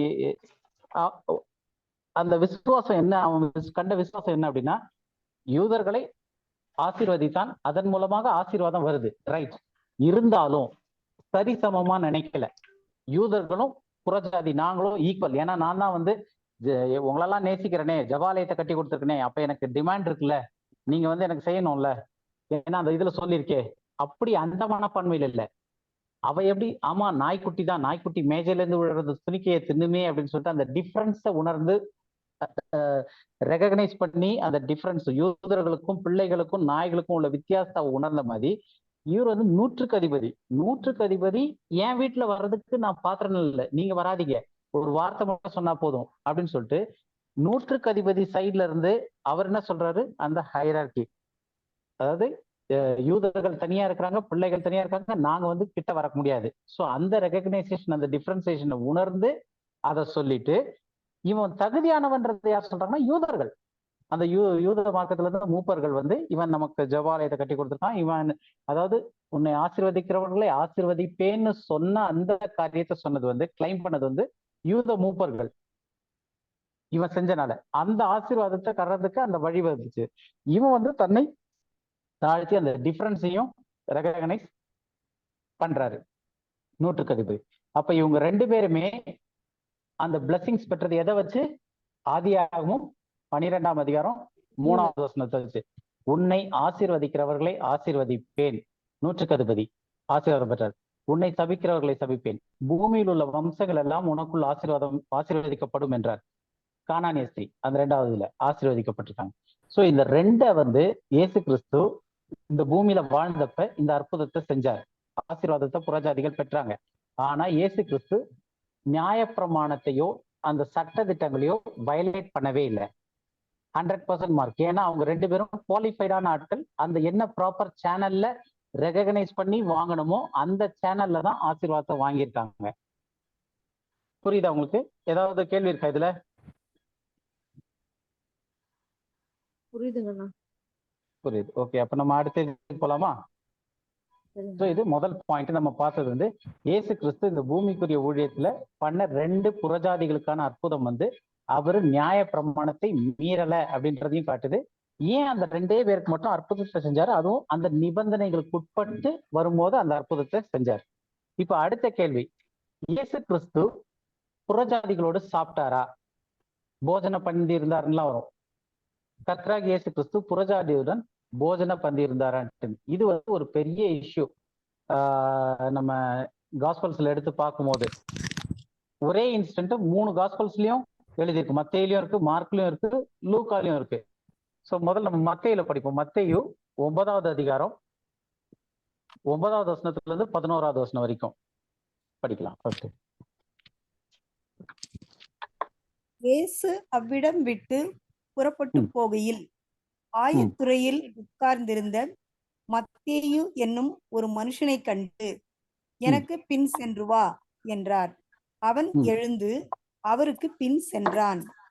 பின்பு அவர் வீட்டிலே போஜனம் பந்தியிருக்கையில் அநேக ஆயக்காரரும் பாவிகளும் வந்து இயேசுவோடும் அவர் சீஷரோடும் கூட பந்தியிருந்தார்கள்.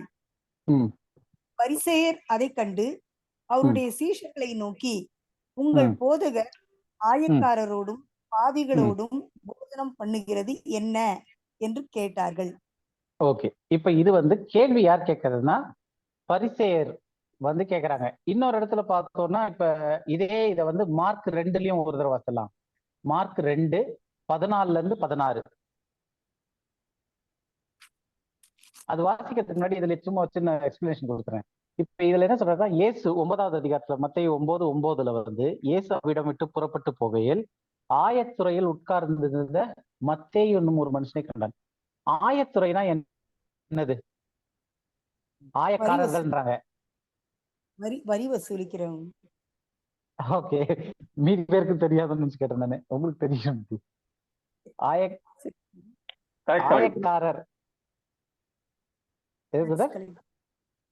Tax collector, ஆயக்காரர். ஏன்னா நிறைய பேருக்கு வந்து அந்த ஆயக்காரர்னாலே என்னன்னு தெரியறது இல்லை. அது வந்து நம்ம இப்ப ரெகுலர் இதுல இருக்கிற வார்த்தை கிடையாது. ஆயக்காரர்ன்றது வந்து டாக்ஸ் கலெக்டர்ன்றது தான் அர்த்தம். ஒருத்தர் வந்து ஆயக்காரருக்கு எக்ஸ்பிளனேஷன் கொடுத்தாரு தாத்தா அப்படின்னு. எனக்கு அது பரவாயில்ல பிரதர், அது பரவாயில்ல. இன்னொருத்தர் சொன்னாரு, அதனாலதான் நான் இந்த டவுட்டுக்கே கேட்க வந்தேன். நீங்க நல்ல வேலை ஞாபகப்படுத்த சொன்னது. என்ன கேட்டுனா, ஆயக்காரர் அப்படின்றது வந்து நம்ம ஆயர்கள்லாம் இருக்காங்க இல்லையா, மேய்ப்பர்கள், ஆயர்கள் தான் ஆயக்காரர்கள்.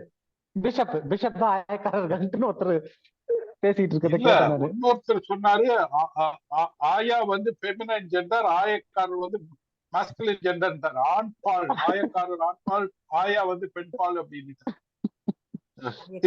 இந்த வார்த்தை வந்து பழைய தமிழ் வார்த்தையா இருக்கனால நிறைய பேர் கன்ஃபியூஸ் ஆகுது. நிறைய இப்ப ஏன்னா இந்த ரெகுலரா இப்ப யூஸ் பண்ணக்கூடிய வார்த்தை வந்து ஆயர்னு சொல்ற வார்த்தை வந்து இந்த கிறிஸ்தவத்துல வந்து ரொம்ப காமனான வேர்டு ஆயர். சோ இது ஆயக்காரர், ஆயத்துறையில அப்படின்னும் போது ஏதோ பிஷப் வீடு மதியம் அவங்கள பிஷப் மதியம் நினைச்சு நிறைய பேர் வந்து அதுக்கு அர்த்தம் எடுத்துக்கிறாங்க.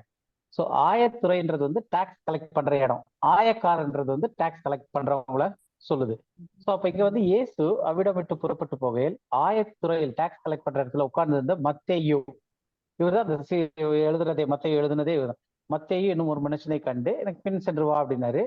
பின்பு அவர் வீட்டிலே போஜனம் இருக்கையில் அப்படின்னு இருக்கு, எங்கன்னு போடல. மற்ற இதுல பார்க்கும்போது எங்கன்னு வருது.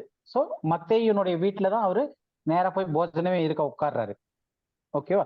சோ அங்க வந்து ஆயக்காரரும், ஆயக்காரன்றது டாக்ஸ் கலெக்டர், பாவிகளும் தெரியும் நமக்கு, பாவிகள் வந்து உட்கார்ந்துருக்காங்க.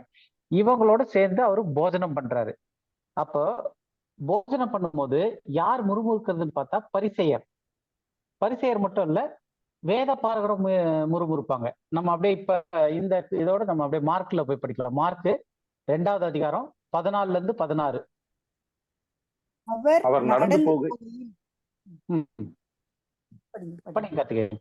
அவர் நடந்து போகையில் அல்பேயுவின் குமாரனாகிய லேவி ஆயத்துறையில் உட்கார்ந்திருக்கிறதை கண்டு, ஒரே நிமிஷம். அல்பேயுவின் குமாரனாகிய லேவி, அங்க யார் உட்கார்ந்தது? மத்தேயு என்னும் ஒரு மனுஷனை கண்டேன் அப்படின்னா ஆயத்துறையில உட்கார்ந்தது. அப்ப மத்தேயு என்ன, லேவி. நான் இதை இப்ப கிளியர் பண்ண ஞாபகம் வந்துருச்சு. போன வாரம் நம்ம பைபிள் ஸ்டடி பார்க்கும்போது அதுல வந்து ஜக்கேயு பத்தி சொல்லும் போது, ஜக்கேயு வந்து நான் வந்து லேவி கோத்திரம் தான் நினைக்கிறேன், பைபிள்ல பார்த்த ஞாபகம் இருக்கு அப்படின்னு சொன்னேன். அது ஆக்சுவலா வந்து என் மைண்ட்ல வந்து நானு மத்தேயுவே நினைச்சுக்கிட்டு அது சொல்லும் ஒரு இடத்துல மத்தேயுனே தான் சொல்லியிருக்கேன். நான் அப்ப அந்த ரெக்கார்டிங் கேட்டு பார்க்கும்போது மத்தேயு சொல்லியிருக்கேன், ஒரு இடத்துல மட்டும் சொல்லிட்டு மற்ற இடத்துல ஜக்கேயுன்னு சொல்லியிருக்கேன். ஏன்னா மத்தேயுவும் டாக்ஸ் கலெக்டர், ஜக்கேயு வந்து அதிக வட்டிக்கு காசு வாங்கினவன். 2 பேர் வீட்லயும், மத்தேயு வீட்லயும் இயேசு வந்து உட்கார்ந்து சாப்பிட வராரு, ஜக்கேயு வீட்லயும் நான் இன்னைக்கு ஒண்ணு வீட்டுல வரேன் அப்படின்னு சொல்லிட்டு சொல்றாரு. இவர் லேவி. அதனால ஜக்கேயு வந்து எந்த கோத்திரம் அப்படின்றது வந்து பைபிள்ல சொல்லல. நானும் போன வாரம் முடிச்ச பிறகு ஃபுல்லா தேடி எல்லாம் பார்த்தேன். அப்புறம் தான் ஞாபகம் வந்துச்சு, நம்ம மத்தேயுவை தான் நினைச்சு சொல்லியிருக்கிறோம் அப்படின்றது. அதனால ஜக்கேயு வந்து எந்த கோத்திரம்ன்றது பைபிள்ல போடல. ஆனா ஆபிரகாமினுடைய பிள்ளை தானே அவனும் போது, குமாரன் போது 12 கோத்திரத்துல ஏதோ ஒரு கோத்திரத்தை சேர்ந்ததுதான் ஜக்கேயு. ஆனா இங்க வந்து மத்தேயு வந்து லேவி கோத்திரம். சோ இதுதான் என் மைண்ட்ல இருந்து நான் ஜக்கேயு லேவி கோத்திரம்னு நினைச்சு நான் சொன்னது, அதை திருத்திங்க. சோ ஜக்கேயு வந்து எந்த கோத்திரம்னு சொல்லிட்டு பைபிள்ல போடவே இல்லை. ஆனா ஆபிரகாமின் குமாரனா இருக்கிறான்ன்றது மட்டும்தான் போட்டிருக்கு. மத்தேயு தான் வந்து லேவி கோத்திரம். ஆனா 2 பேருக்கும் ஒற்றுமை என்னன்னா, மத்தேயு டாக்ஸ் கலெக்டர், அவன் அதிக வட்டிக்கு காசு வசூலிக்கிறவன். மத்தேயு வீட்லயும் இயேசு போய் போஜனம் பண்றாரு, பிரச்சனை வருது. அங்கேயும் போய் ஜக்கேயு வீட்டுல அவரு போஜனம் பண்றாரு, ஜக்கேயு வீட்டுக்கு போயிட்டு. இது இந்த லேவின்னு ஞாபகம் வந்துச்சு, இதை கிளியர் பண்ணிடலான்ட்டு. சோ இப்ப இங்க லேவின்றது யாரு? அல்பேயுவின் குமாரனாகிய லேவின்றதும் மத்தேயு தான். சோ அப்ப மத்தேயு எந்த கோத்திரம்? லேவி கோத்திரத்தை சேர்ந்தது. இப்ப 15 படிங்க பாத்தீங்க.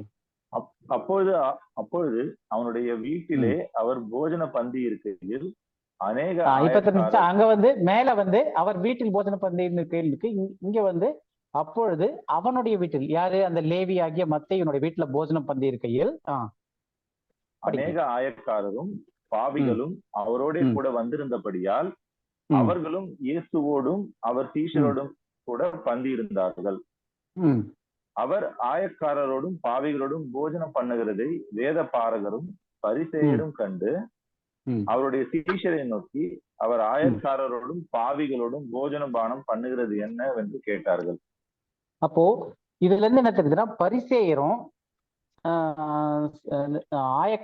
வேத பாரகரும் பரிசேயரும் ஆயக்காரரோடையும் பாவிகளோடையும் கலக்காம இருக்கிறாங்க. இவர் இயேசு கிறிஸ்து அந்த டைம்ல அந்த மக்களால ரபின்னு அங்கீகரிக்கப்பட்டிருக்கு. அவர் ரபியா இருக்காரு. அந்த நிக்கோதேமு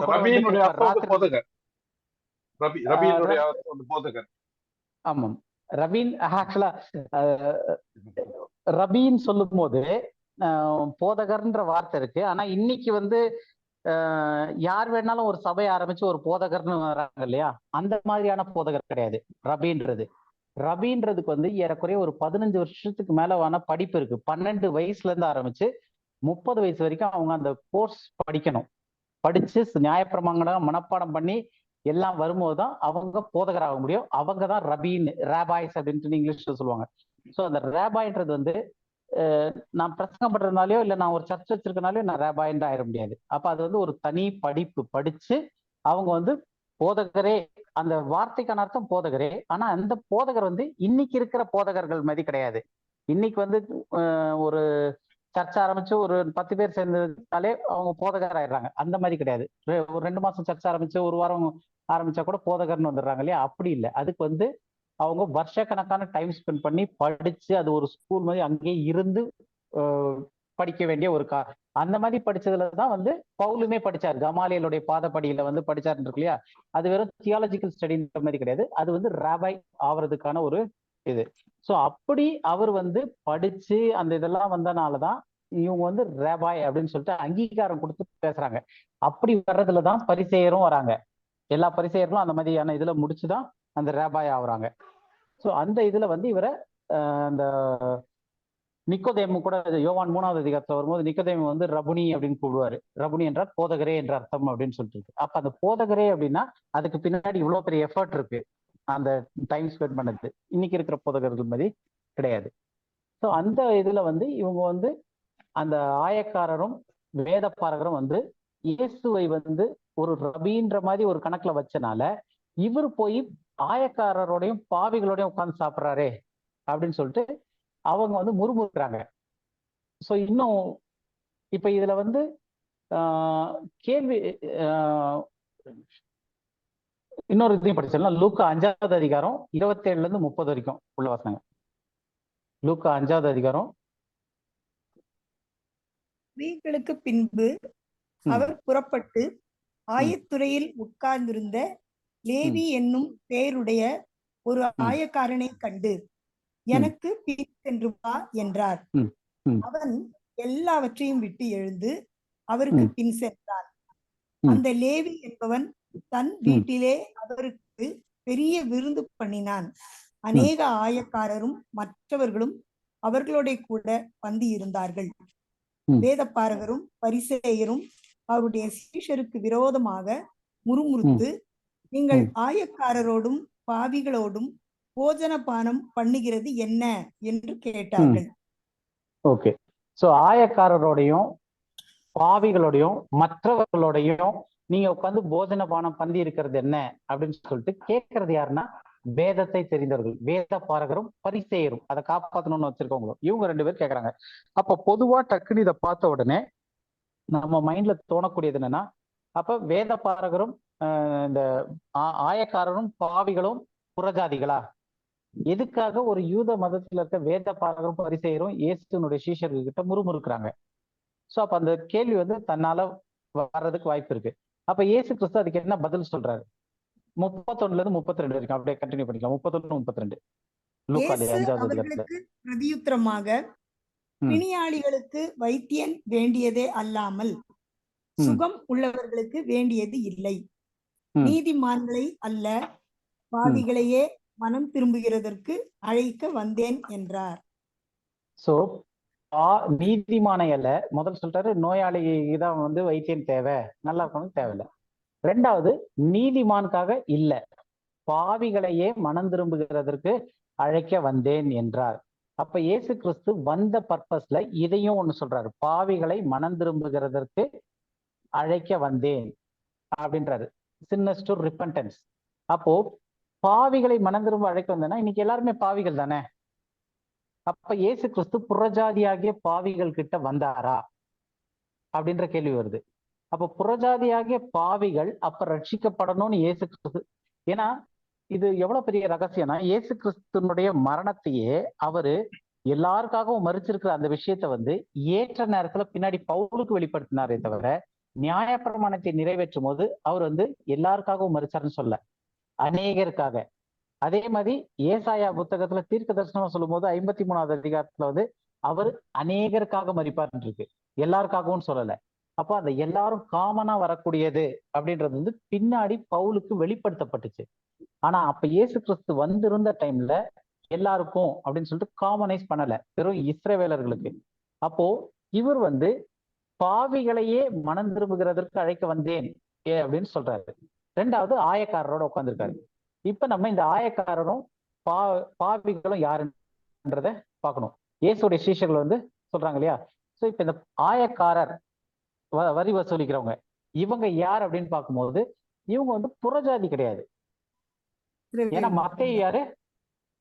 மத்தேயு ஒரு லேவி. லேவி கோத்திரத்தினுடைய ஆக்சுவல் வேலை என்னது? சபையில தேவாலயத்திலேயே இருந்து அவங்களுக்குன்னு ஒரு சொத்தோ இல்ல ஒரு நிலமோ காணியாட்சியோ கொடுக்கப்படல லேவிக்கு.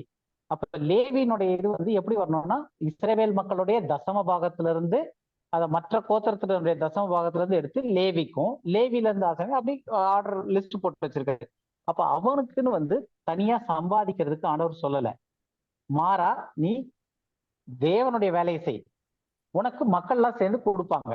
அந்த மாதிரிதான் ஒரு ட்ரைப்ல இருந்து, அந்த மாதிரியான ஒரு கோத்திரத்துல இருந்து வந்ததுதான் யாரு? மத்தேயு.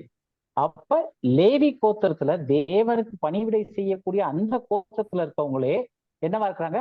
ஆயக்காரரா வரி வசூலிப்பரா இருக்காங்க. யாருக்கு வரி வசூலிச்சுக்கிட்டு இருக்காங்க? அப்ப அங்க இருக்கிறது வந்து ரோமர் ஆட்சி தான் நடக்குது. அப்ப ரோமன் கவர்மெண்ட்டுக்கு, ராயனுக்கு வரி வசூலிக்கிற வேலைய ஒரு லேவியனான மத்தேயு செஞ்சுக்கிட்டு இருக்காரு. அப்ப இதனால அவங்க மேல கடுப்பா இருக்கிறாங்க. யாரு? பரிசேயர், இந்த பரிசேயர், வேத பாரகர், இவங்க எல்லாம் வந்து கடுப்பா இருக்காங்க. ஏன்னா அவங்க வந்து வேதத்தை மனப்பாடம் பண்ணி வேத பாரகரா இருந்து பரிசேயன் தேவாலயத்தில் இது பண்ணிக்கிட்டு இருக்கும் போது அவங்க வந்து தங்களை பர்ஃபெக்டா வச்சிருக்கோம்னு நினைச்சிட்டு இருக்காங்க. அதனாலதான் பரிசேயன் வந்து நான் என்ன மாதிரி எல்லாத்துலயும் கரெக்டா இருக்கிறேன் பாரு அப்படின்னு சொல்லிட்டு சொல்றான். அப்போ இந்த லேவி வந்து ஆண்டவருடைய பணியை செய்ய வேண்டியவன் இப்படி போயிருக்கனால அந்த லேவி, அந்த ஆயக்காரர்களை பார்க்கும்போது இவங்களுக்கு வந்து கடுப்பாகுது, மதத்துல வைராக்கியமா இருக்கிற பரிசேயர்கள்லாம். சோ அதனால வந்து இவங்க வந்து கடுப்பாயிருக்காங்களே தவிர, ஆயக்காரன்றது வந்து ஒரு புறஜாதியை குறிக்கக்கூடிய சொல்லு கிடையாது. அது வந்து ஒரு இஸ்ரவேலருக்கான சொல்லுதான். இஸ்ரவேலர் ஆயக்காரரா இருக்கலாம். அப்படி ஆயக்காரரோட உட்காந்து சாப்பிடுறாங்க. ஏன்னா இது வந்து மத்தேயுனுடைய வீட்டுல, மத்தேயு வந்து தொழில் மூலமா தான், தொழில்ல அவன் வந்து ஆயக்காரனா இருக்கிறானே தவிர, ஆனா நியாய பிரமாணத்தின்படி அவன் போய் ஒரு புறஜாதி வீட்டுல உட்காந்தோ இல்ல புறஜாதி வந்து அவன் வீட்டுல உட்காந்தோ சாப்பிட போறது கிடையாது. அப்ப அந்த போஜன பந்தியை அவன் தயார் பண்ணும் போது, மத்தேயு, லேவியனான மத்தேயு அவன் வீட்டுல தயார் பண்ணும் போது அங்க அநேக ஆயக்காரர்களும் பாவிகளும் மற்றவர்களும் வந்தாங்க அப்படின்னும் போது, அந்த அநேக ஆயக்காரரும் மற்றவர்களும் யாரா இருக்க முடியும்? வெறும் யூத மக்களா தான் இருக்க முடியும். ஏன்னா புறஜாதிகள் வந்து உட்கார வாய்ப்பில்லை. ஒண்ணு. ரெண்டாவது, பாவிகள் இருக்கு இல்லையா. யார் பாவிகள்? இந்த ஓகே, யார் பாவிகள்னு பாக்குறதுல வந்து புறஜாதிகள் தான் பாவிகளா? இயேசு கிறிஸ்து வந்தப்ப இவங்க எல்லாம் பிள்ளைகள், மற்றவங்க எல்லாம் பாவிகள்னு சொல்லிட்டு இயேசு கிறிஸ்து பாவிகளான புறஜாதிகள் கிட்ட வந்தாங்களா இல்ல இஸ்ரவேல் ஜனங்கள் தான் பாவிகளா அப்ப சொல்லும் போது அப்படின்னு பார்ப்போம். மத்தேயு 1வது அதிகாரம் 21வது வசனம். அவள் ஒரு குமாரனை பெறுவாள், அவருக்கு இயேசு என்று பெயரிடுவாயாக, ஏனெனில் அவர் தமது ஜனங்களின் பாவங்களை நீக்கி அவர்களை ரட்சிப்பார். சோ இயேசு கிறிஸ்து பிறக்கிறதுக்கு முன்னாடி அந்த தீர்க்க தரிசனமா வர்றதுனது அவர் தமது ஜனங்களின் அவருடைய ஜனங்களை, புறஜாதிகள் கிடையாது, தமது ஜனங்களின் பாவங்களை நீக்கி அவர்களை ரட்சிப்பார். அப்ப அந்த பிணியாளிகளுக்கு தான் தேவை, பாவிகளுக்கு தான் நான் அழைக்க வந்தேன்னு சொன்ன அந்த பாவிகள் யாரு? தமது ஜனம். புரியுதா உங்களுக்கு? அவள் ஒரு குமாரனை பெறுவாள், அவருக்கு இயேசு என்று பெயரிடுவாங்க. ஏனெனில் அவர் தமது, அதாவது இஸ்ரவேல் ஜனங்களின் பாவங்களை நீக்கி அவர்களை ரட்சிப்பார் என்றான். சோ அப்ப இயேசு கிறிஸ்து பூமியில பிறக்கிறதுக்கு முன்னாடியே அவருக்கு கொடுக்கப்பட்ட பர்பஸ் என்னன்னா, அவருடைய ஜனங்கள் தமக்கு சொந்தமானதிலே வந்தார் இருக்கு இல்லையா, அவருடைய ஜனங்கள் பாவங்களை நீக்கி அவர்களை ரட்சிக்கிறதுக்காக வந்தார். அடுத்தது இஸ்ரவேலர்கள் அப்ப பாவிகள்னு தெரியுது. அதுக்கு இன்னொரு கன்ஃபர்மேஷனான வசனம் என்ன அப்படின்னு பார்த்தோம்னா, மத்தேயு 3வது அதிகாரத்துல 5-6 அந்த 2 வசனங்கள். அப்பொழுது எருசலேம் நகரத்தாரும் யூதேயா தேசத்தார் அனைவரும் யோர்தானுக்கு அடுத்த சுற்றுப்புறத்தார் யாவரும் அவனிடத்திற்கு போய் தங்கள் பாவங்களை அறிக்கையிட்டு யோர்தான் நதி அவனால் ஞானஸ்தானம் பெற்றார்கள். ஓகே, அப்போ யாரெல்லாம் போயிருக்காங்கன்னு பார்த்தா, எருசலேம் நகரத்தார், யூதேயா தேசத்தார், யோர்தானுக்கு அடுத்த சுற்றுப்புறத்தார். அப்ப இவங்கெல்லாம் யாரு? இஸ்ரவேலர்கள். அங்க தங்கி இருக்கிறவங்க. எருசலேம் நகரத்துல, யூதேயா தேசத்துல, யோர்தான் நதி இஸ்ரவேலுக்கு நடுவுல போகுது, அதனுடைய 2 பக்கத்துலயும் இருக்கிறவங்க என்ன பண்றாங்க? தங்கள் பாவங்களை அறிக்கையிட்டு யோர்தான் நதியில் ஞானஸ்நானம் பெற்றார்கள். அப்போ அந்த இஸ்ரவேல் ஜனங்கள் பாவிகள் அப்படின்றது கன்ஃபார்ம் ஆகுது. அப்ப இந்த பாவிகள்னு சொல்லும் போது அது புறஜாதிகள் இல்லைன்றது தெரியுதா? ஆயக்காரர்னு சொன்னதும் புறஜாதிகள் கிடையாது, பாவிகள்னு சொன்னதும் புறஜாதிகள் கிடையாது.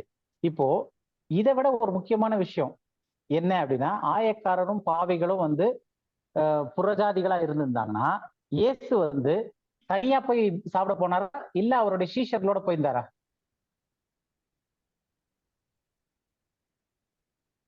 மத்தேயு வீட்டுல அங்க போய் உட்காரும் போது சாப்பிடும் போதுதான் வந்து சீஷரோட. ஏன்?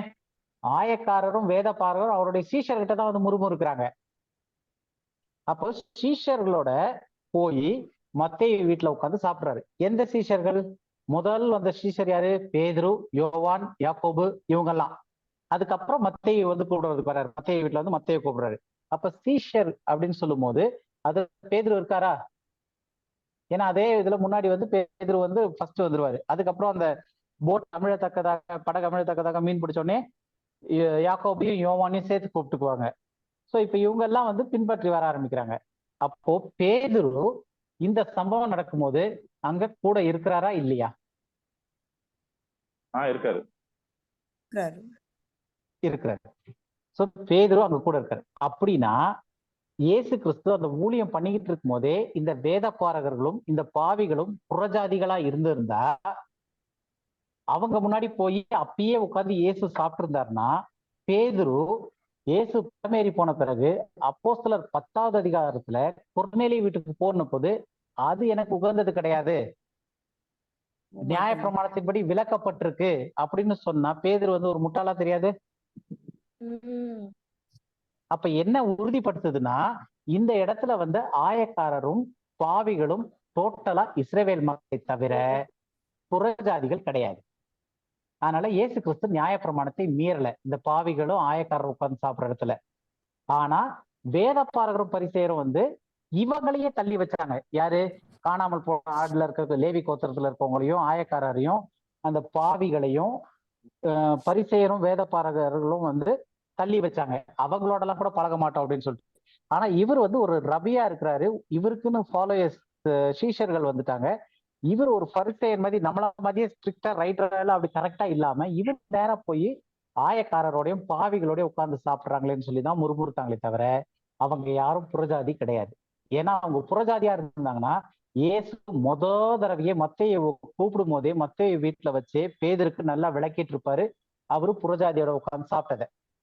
அப்ப பேதுருக்கு வந்து பின்னாடி ஒரு 3 தடவை சொப்பனத்துல வந்து வானத்துல இருந்து ஒரு நிலை வீட்டுக்கு போக மாட்டேன்னு சொல்லி, எனக்கு இது உகந்ததல்லன்னு சொல்லி இவ்வளோ ஒரு டிராமா பண்ணி அதுக்கப்புறம் ஆண்டவர் அவனுக்கு வெளிப்படுத்தி அதுக்கப்புறம் போயிட்டு வர வேண்டிய சம்பவத்துக்கு அவசியமே கிடையாது. அப்ப அந்த சம்பவம் அவ்வளவு பெரிய விஷயமா அப்போஸ்தலர் 10 சொல்லப்பட்டதனோட நோக்கம் என்னன்னா, அதுக்கு முன்னாடி வரைக்கும் எந்த சீஷர்களும் போய் புறஜாதிகளோட போஜனமானம் பண்ணல. அப்ப இயேசு கிறிஸ்து இந்த கும்பல்ல சீஷர்களோட போய் ஆயக்காரரோடும் பாவிகளோடும் சாப்பிட உட்கார்ந்தப்ப அவங்க எல்லாருமே இஸ்ரவேல் மக்களே தான் தவிர புறஜாதிகள் கிடையாது. கிளியரா இருக்கா? இதுல சந்தேகம் இருக்கா?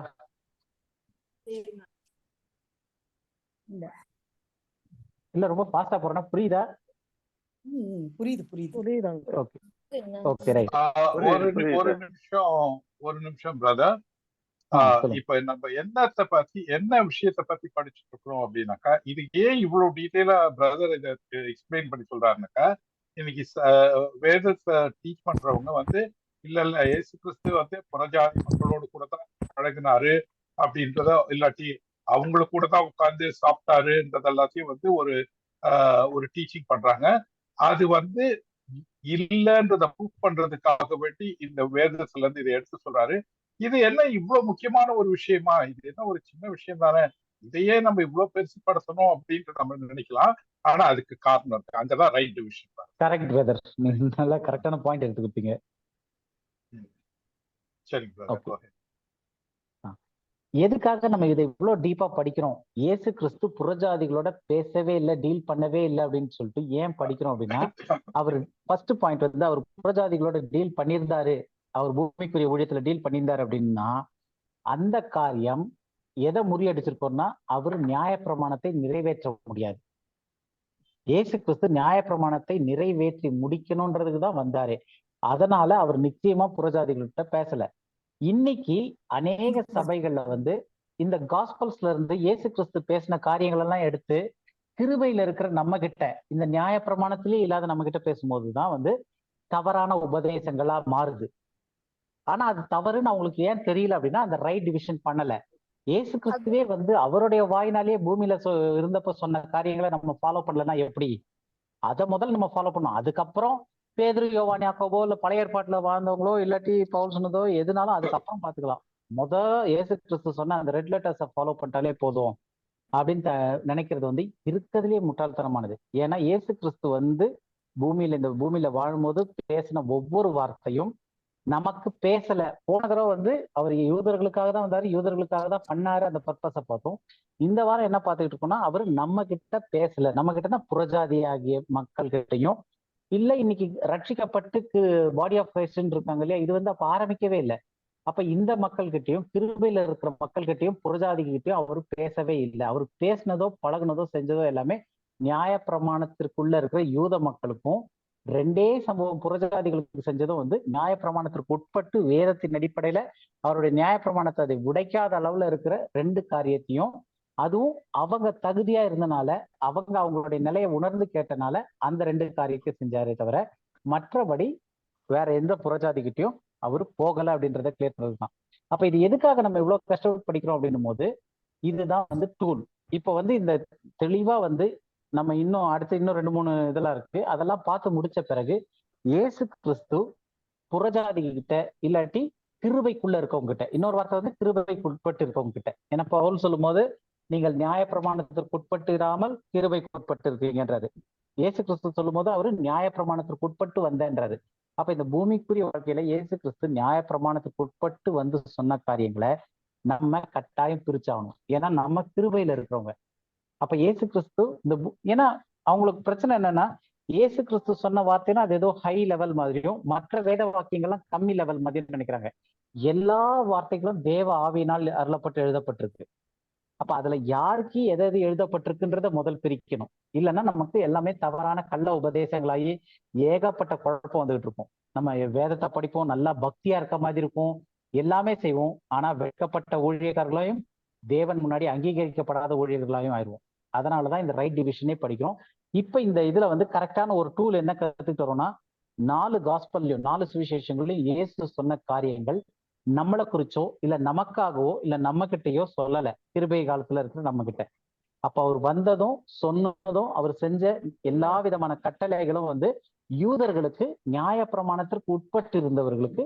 இயேசுவும் கிருபையில இருந்து பேசல, நியாயப்பிரமாணத்திற்கு உட்பட்டு. ஏன்னா இப்ப கிருபையில இருக்கிறோம்னு சொல்லும் போது அந்த கானானிய ஸ்திரியெல்லாம் வந்து கிருபையிலோட கண்ணில் நம்ம அந்த கிருபை கண்ணாடியை போட்டு பார்க்கும்போது ரொம்ப கொடூரமா இருக்கும்.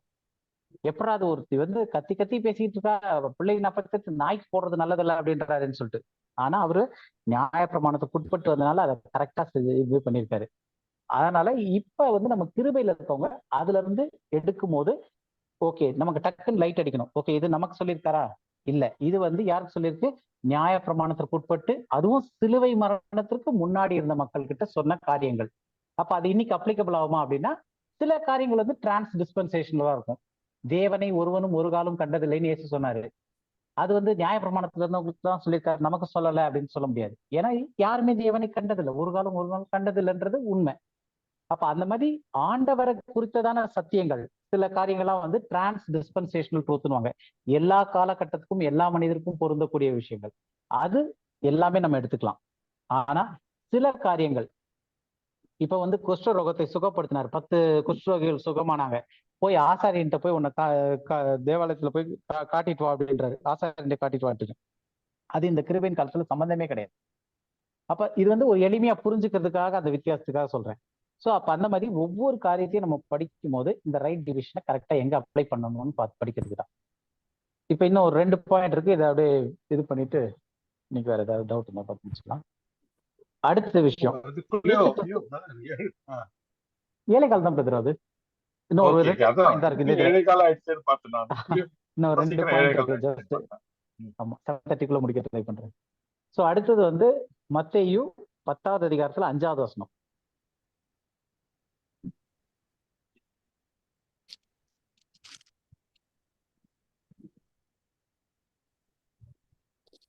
இந்த 12 இயேசு அனுப்புகையில் அவர்களுக்கு கட்டளையிட்டு சொன்னது என்னவென்றால், நீங்கள் புறஜாதியார் நாடுகளுக்கு போகாமலும் சமாரியர் பட்டணங்களில் பிரவேசியாமலும்.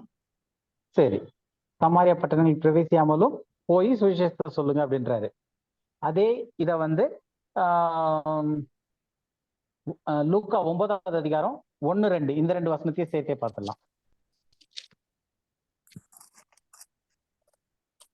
லூக்கா 9வது அதிகாரம் முதல் 2 தம்முடைய 12 சீஷரையும் வரவழைத்து சகல பிசாசுகளை துரத்தவும் வியாதி உள்ளவர்களை குணமாக்கவும் அவர்களுக்கு வல்லமையும் அதிகாரமும் கொடுத்து தேவனுடைய ராஜ்யத்தை குறித்து பிரசங்கிக்கவும் பிணியாட்களை சொஸ்தமாக்கவும் அவர்களை அனுப்பினார். ஓகே, இங்க வந்து புறஜாதி பட்டணங்களுக்கு போகாமலும் சமாரிய பட்டணங்களில் பிரவேசியாமலும் இருங்கன்னு சொல்லி மத்தேயு 5ல இன்ஸ்ட்ரக்ஷன் சொல்லி அனுப்புறாரு. அப்போ தெளிவா வந்து புறஜாதியாருடைய நாடுகளுக்கு போவாதீங்க அப்படின்னு சொல்லிட்டு சொல்றாரு. 2வது சமாரியர்களிடத்தில், சமாரியர் வந்து யாரு? காணாமல் போன ஆடாகிய இஸ்ரவேல் வீட்டாருக்காக தான் வந்தாரு. அதுல அந்த சமாரிய பெண் வந்து மேசியான்றதை கண்டுபிடிச்சு யாக்கோபின் கிணறு, இங்க எங்க தகப்பனாக யாக்கோபின் கிணறு இருக்குன்னா சொல்றா. அப்ப வந்த பர்பஸ் சமாரியார்களுக்கும் தான், அவங்களும் தான் சிதறடிக்கப்பட்ட ஆடுகள். ஆனா இவர் ஸ்பெசிபிக்கா சொல்றாரு, நீங்கள் புறஜாதியார் நாடுகளுக்கு போகாமலும் சமாரியர் பட்டணங்களில் பிரவேசியாமலும்ன்றாரு. ஏன் சமாரிய பட்டணத்துக்குள்ள பிரவேசிக்க கூடாதுன்றாரு? யாராவது சொல்ல முடியுமா? இப்ப இவ்வளவு நேரம் படிச்சதுல நமக்கு தெரிஞ்சிருக்கும், புறஜாதி பட்டணத்துக்கு ஏன் போக வேண்டாம்னு சொல்றாருன்னா புறஜாதிகளுக்காக அப்ப அவர் வரல. ஆனா காணாமல் போன ஆடாக இஸ்ரவேலுக்காக வந்திருக்காரு. அதுலயும் சமாரியான்றது வந்து காணாமல் போன ஆடாக இஸ்ரவேல் வீட்டுல ஒரு இடம் தான். சோ அப்ப அந்த இடத்துக்கு ஏன் போக வேண்டாம்னு சொல்லியிருக்காருங்க. இது ரொம்ப நாளைக்கு முன்னாடி கார்த்திகேயன் கேட்டிருந்தாருன்னு நினைக்கிறேன் இந்த டவுட். ஆமா சார். யாருக்காவது ஏதாவது யோசிக்க முடியுதா? சமாரிய பட்டணங்களுக்கு ஏன் பிரவேசிக்க வேண்டாம்னு சொல்றாரு?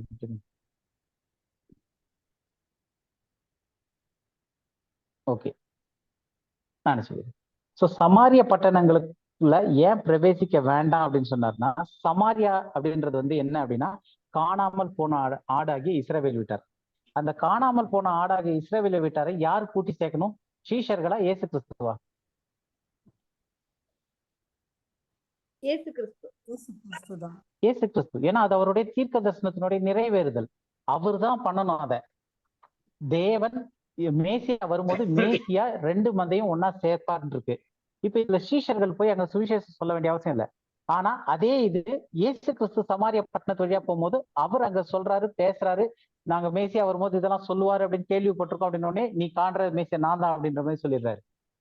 அப்ப இயேசு கிறிஸ்து வந்து சமாரியர்கிட்ட சொல்றாரு. இயேசு கிறிஸ்து சமாரியர் போய் டீல் பண்ணி அவரு 2 நாள் தங்கி இருந்து அங்க எல்லா விஷயத்தையும் சொல்லி நிறைய பேர் அங்க ஏத்துக்கிறாங்க இயேசு மேசியா என்று. ஆனா சீஷர்களுக்கு சொல்லும் போது நீ புறஜாதி நாடுகளுக்கு போகாமலும் சமாரிய பட்டணங்களில் பிரவேசியாமலும். அப்ப சமாரியா பட்டணத்துக்கு ஏன் பிரவேசிக்க வேண்டாம் அப்படின்னா, அவர் வந்து இயேசு கிறிஸ்து தான் வந்து அதை இனிஷியேட் பண்ணணும், புறஜாதிகளை சேர்க்கக்கூடிய வேலையை. சீஷர்கள் கிடையாது. சீஷர்கள் வந்து இந்த ஏற்கனவே இருக்கிறவங்களுக்கு போய் ராஜ்யத்தின் சுவிசேஷத்தை அறிவிக்கிறதுக்கு. புரியுதா உங்களுக்கு அந்த வித்தியாசம்? ஏன் சமாரிய பட்டணத்திலயும் போவானான்னு சொன்னாருன்னு. ஆனா இயேசு கிறிஸ்து போயிருப்பாரு, சமாரிய பெண்ணுகிட்ட பேசினாரு, ஆனா சீஷர்கள்கிட்ட போக வேண்டான்ட்டாரு. காரணம், அதை செய்ய வேண்டியது சீஷர்கள் கிடையாது, இயேசு கிறிஸ்து தான் அதை செய்யணும். மேசியா செய்ய வேண்டிய தீர்க்க தரிசனம் அது. அதனால வேண்டான்ட்டாரு. அப்ப இங்க புறஜாதி பட்டணங்களுக்கு போக வேண்டாம்னு தெளிவா சொல்றாரு. அடுத்தது இது வரைக்கும் கிளியரா இருக்கு இல்லையா? இப்போ வந்து லூக்கா 9வது அதிகாரத்துல நம்ம படிச்சோம் இல்லையா? தம்முடைய 12 சீஷரை வரவழைத்து சகல பிசாசுகளையும் துரத்தவும் வியாதிகளை குணமாக்கவும் அவர்களுக்கு வல்லமையும் அதிகாரமும் கொடுத்து என்ன செய்ய சொல்லியிருக்காரு? தேவனுடைய ராஜ்யத்தை பிரசங்கிக்கவும் பிணியாளிகளை சொஸ்தமாக்கவும் அவர்களை அனுப்பினார். இப்ப அவங்களுடைய சுவிசேஷம் என்னது? என்ன பிரசங்கிச்சாங்க? தேவனுடைய ராஜ்யம். நம்ம இன்னைக்கு தேவனுடைய ராஜ்யத்தை பிரசங்கிக்கிறோமா? நம்ம இன்னைக்கு அதாவது சொல்றவங்க வந்து நம்ம வந்து ராஜ்யத்தின் சுவிசேஷத்தை பிரசங்கிக்கணும், அப்பதான் முடிவு வரும், நம்ம ராஜ்யத்தை கட்டுறோம், இதெல்லாம் வந்து பச்சை கண்ணாடியில பச்சை பச்சையா நிறைய கண்ணாடி போட்டு நம்ம சொல்லிக்கிட்டு இருக்கோம். ஆனா அந்த கண்ணாடி எல்லாம் கழட்டணும் அப்படின்னா நம்ம தேவனுடைய ராஜ்யத்தின் சுவிசேஷத்தை பிரசங்கிக்கிறது கிடையாது. ஏன்? நம்ம சொல்ற பிரசங்கம் ஓகே, அது ஒண்ணு, அது ஒரு விஷயம் இருக்கு, அது தனியா இருக்கும். தேவனுடைய ராஜ்யத்தை பிரசங்கிக்கிறதுக்கு அப்படின்னும் போது தேவனுடைய ராஜ்யத்தை சுவிசேஷமா அவங்க பிரசங்கிச்சாங்க. அந்த தேவனுடைய ராஜ்யத்தின் சுவிசேஷம் என்னன்னு தெரியுமா? மனம் திரும்புங்கள், மனம் திரும்புங்கள், பரலோக ராஜ்யம் சமீபமா இருக்கிறது. அவ்வளவுதான். சோ இத சொல்லி யோவான் ஸ்நானன் ஞானஸ்நானம் கொடுத்தாரு.